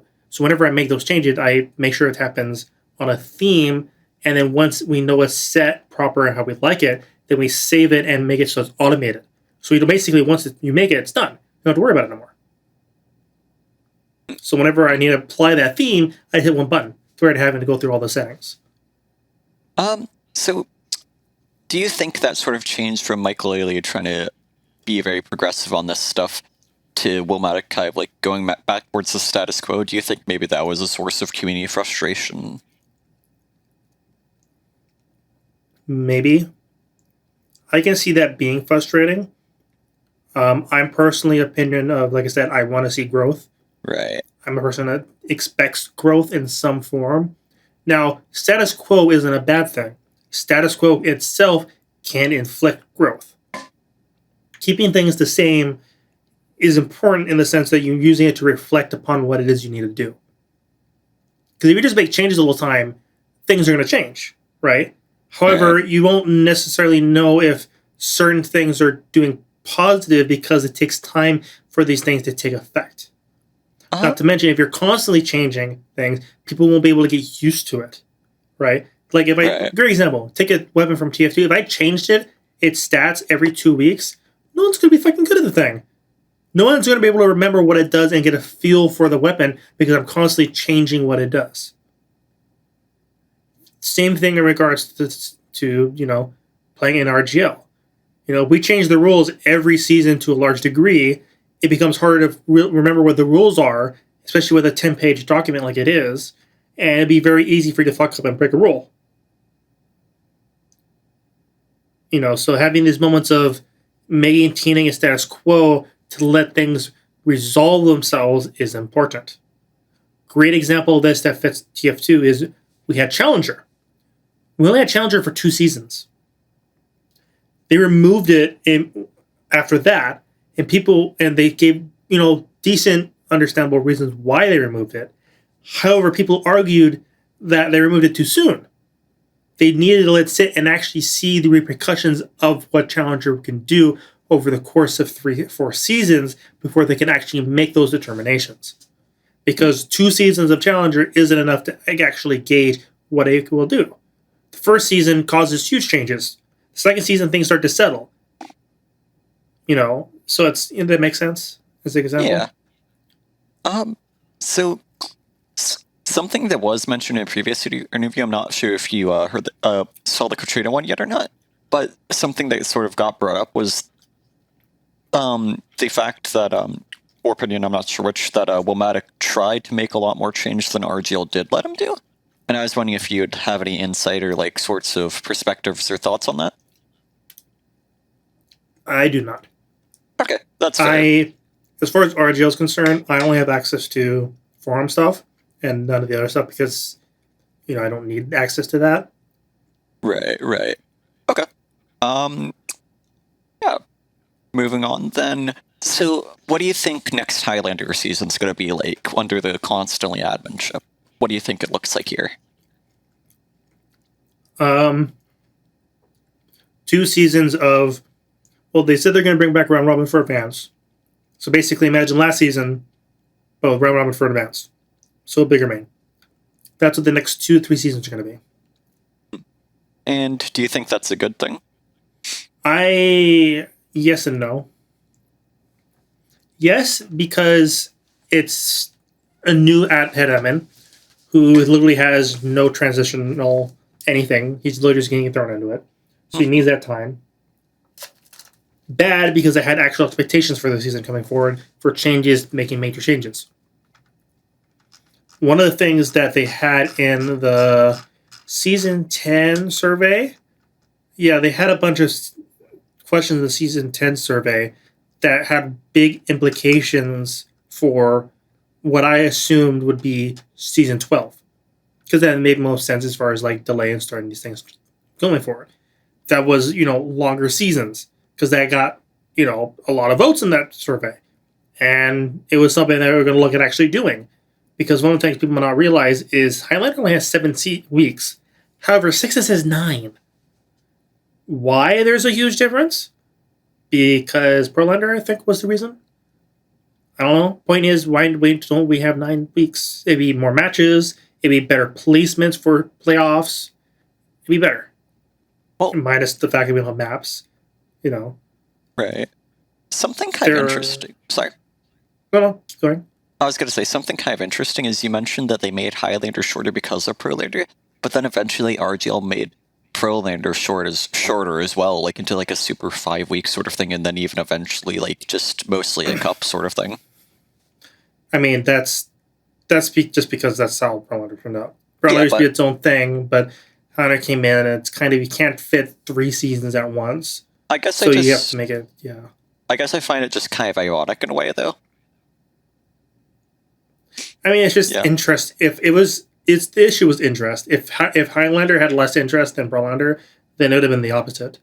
Do you think stuff like shifting out the pick bands, though, kind of removed interest from Verlander as a mode and kind of stripped away its identity?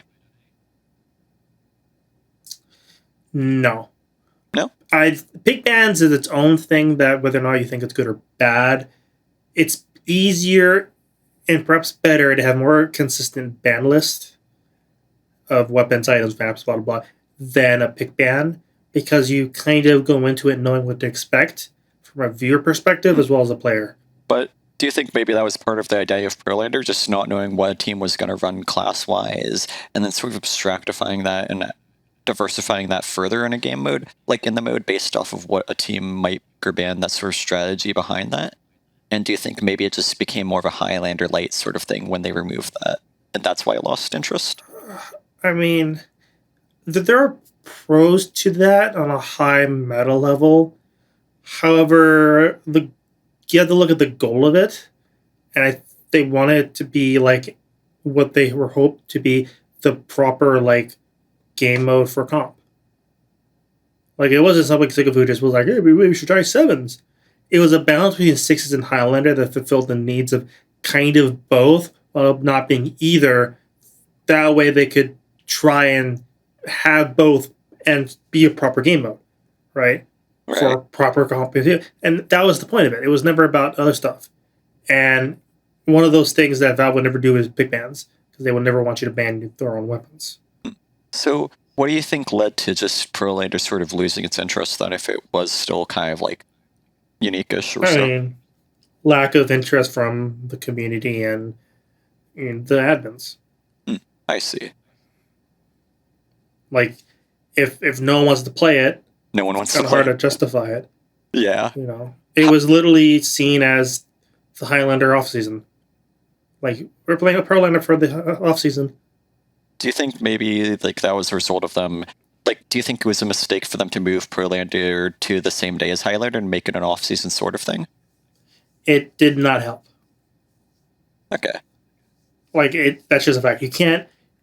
It would have to be shorter than Highlander, and it did not help.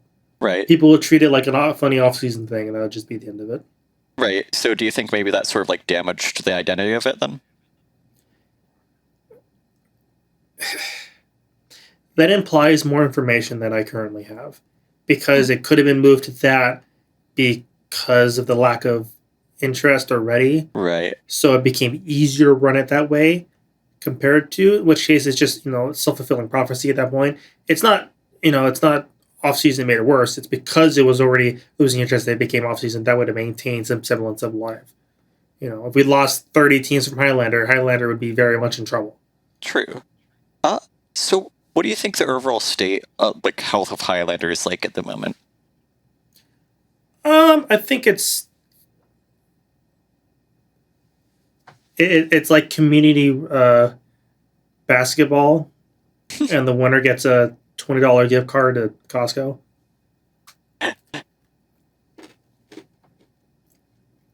So it's would you say it's seen better days then?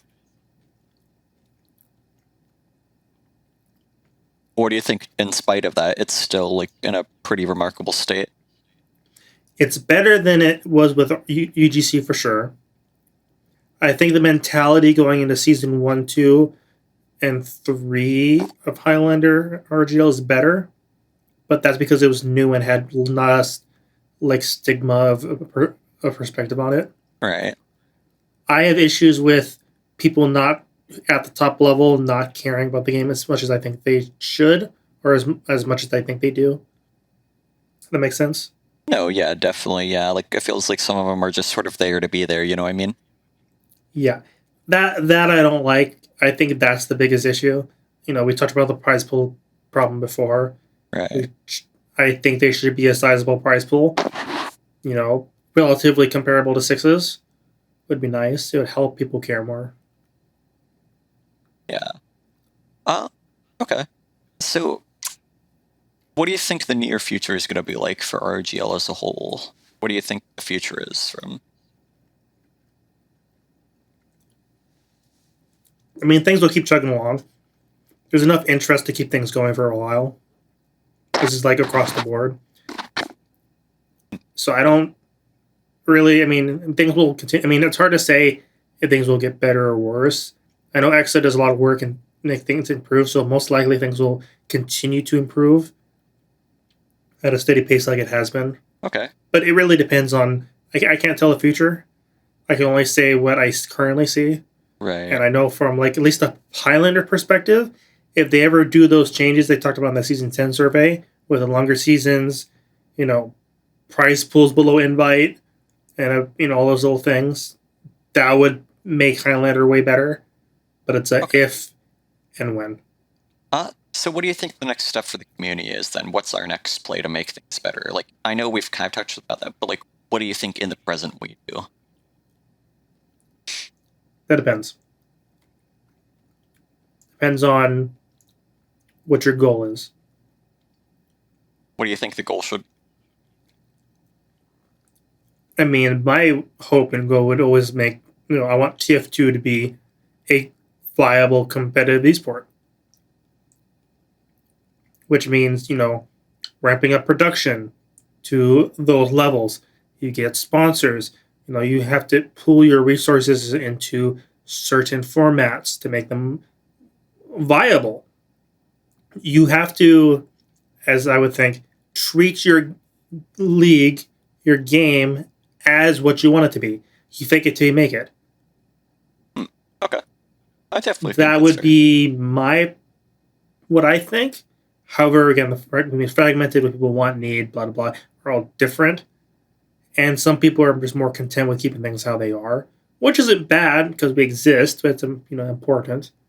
However, it's one of those. It depends on your perspective. No, that's what is fair. Good for the community. Are there any community initiatives you think are really like important right now? Any ones you want to like shine a light onto? Community issues? Community initiatives, yeah. Valve sucks, but I like that initiative. The Valve sucks initiative. Base. I think that's fair. There was a post on the TF2 subreddit a couple days talking about, we should do these things, make Valve fix the bots. We'll send them emails, and then we'll protest in front of their building, and then we'll kidnap Gabe. Profit. Like it was stuff like it was a meme post, I think, but like it brought about the fact that at this point, are they ever going to do something with TF2? Like honestly, at this point in our lives, we are the ones retaining ownership of the game. They're not going to make any changes. They're just going to add hats and shit. They're doing the bare minimum to keep things going. Therefore, it is in our best vested interest to take hold of what it is we have to ensure it can grow. Because it doesn't make sense to, if you want to see something live, it doesn't make sense to leave with someone that's letting it die. Right. They're not watering your plants. Maybe you should water it instead. I think that's definitely a fair perspective to have. Yeah, it's like we as the community, we as the people got to take care of this game because nobody else is going to do it for us, yeah. We just got to get down and talk about these things, solve these things, yeah. Or at least try our best to. Pretty much. Okay. So, do you have any, like, staff members, community figures, just people in general you would want to shout out?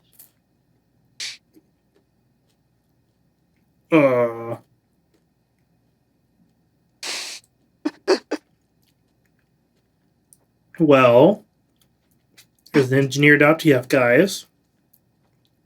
Who's in that? Like, who are the people of note there? Everyone on the sidebar. Everybody, just everybody. All 382 members. Hello. Do you foresee an engineer takeover? I mean, kind of hard to take over what you already own. So. No, I meant of the community, of the admin of RGL. But I guess that applies there as well, yeah. Engineer main hierarchy.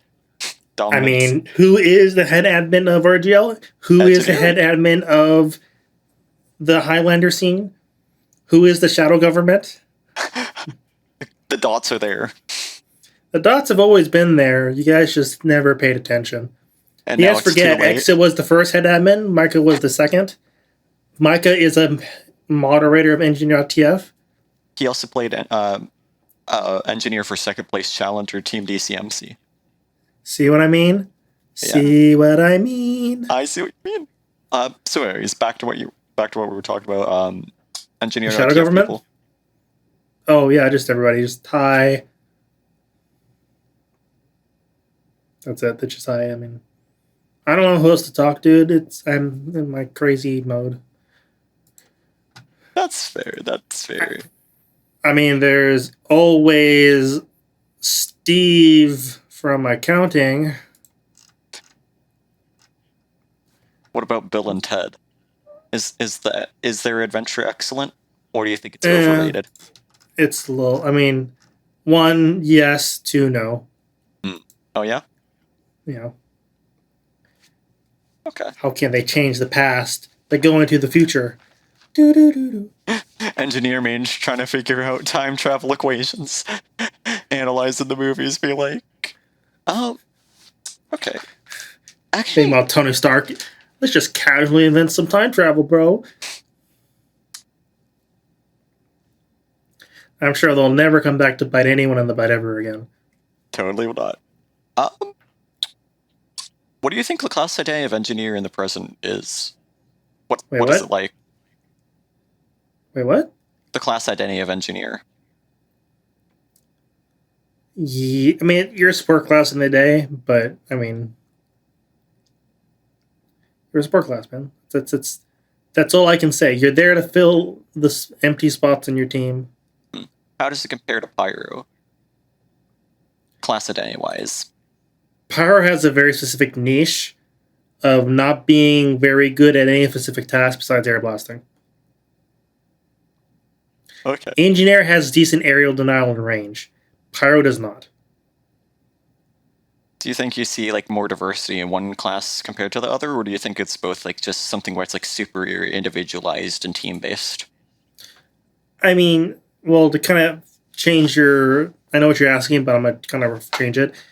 When it comes to certain classes have certain roles that they can flex and adjust to within their own play styles more dynamically than others. Engineer can be played many different ways with many different play styles, and it can work as long as it fits your team. Okay.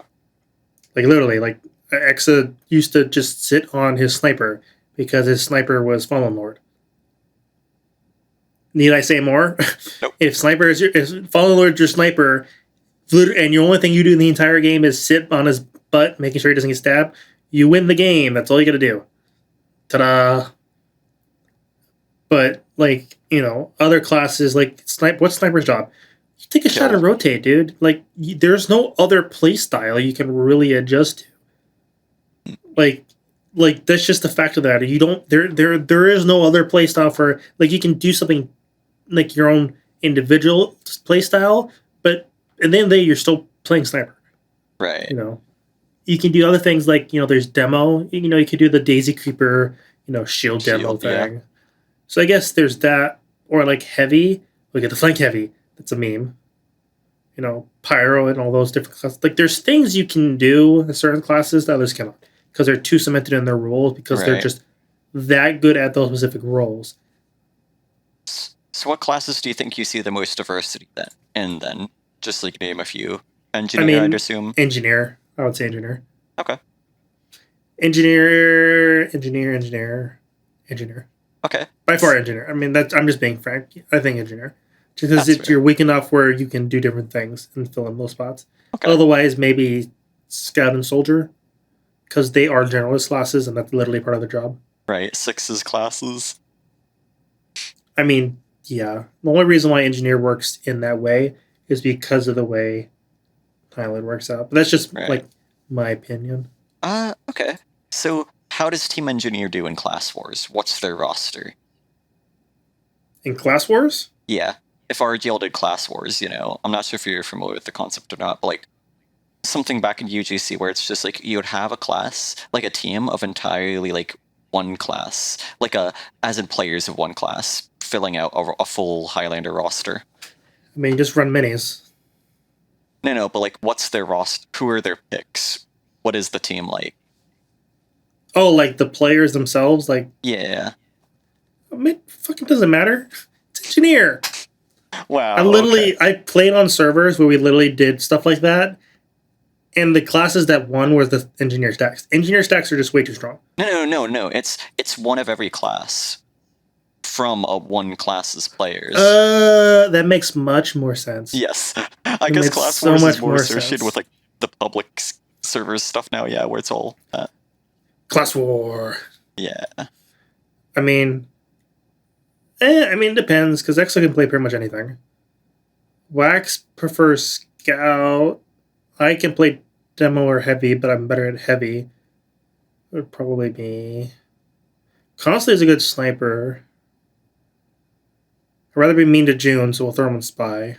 You don't Or want we to can cheat and say Micah. Okay. And from there it depends. Like Austin, I would throw an engineer. So Although he'd be angry about it. how does Team Engineer do though? Who do you think they beat? Who do they lose to? Who are they friends with? They'll beat Team Pyro for sure. Poor Pyro mates. Poor Pyro. And I won't complain about them too much. They'll definitely beat like 2 other teams anyway, so it's not like it's a complete shutdown. Who do you I think? don't know. It's hard to say from there. What's the weakest team?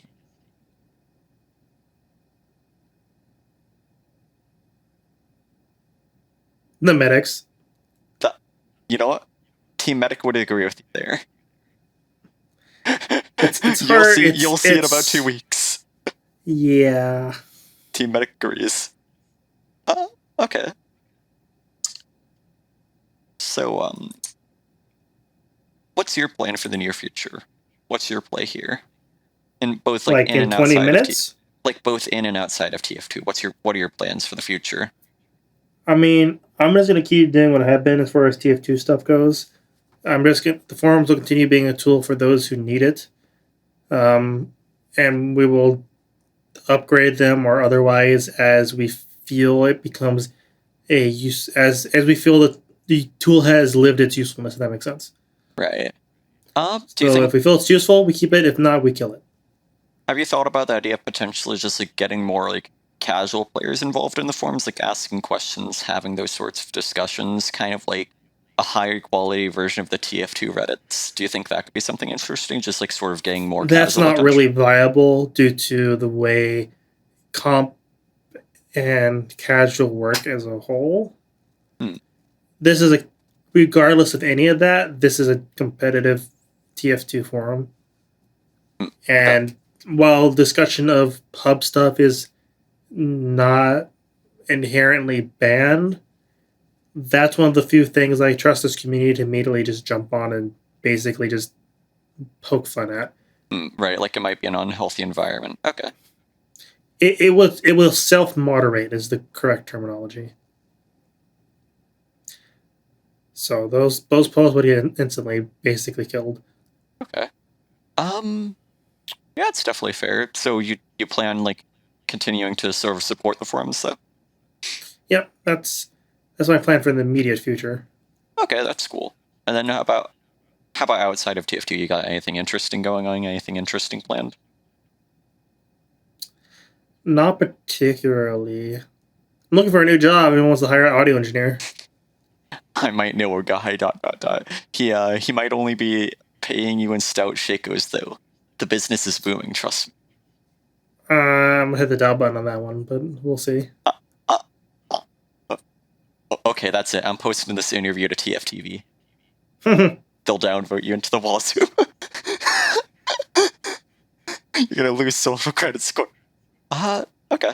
So, are there any questions that you want to ask and answer yourself? Anything you want to like finally talk about, or do you think that's about it? I think that's about it. Like, it's pretty much we talk about most of the things I have opinions on and just personal hot takes throughout. Yeah. Definitely a bit of definitely some good tangents as well.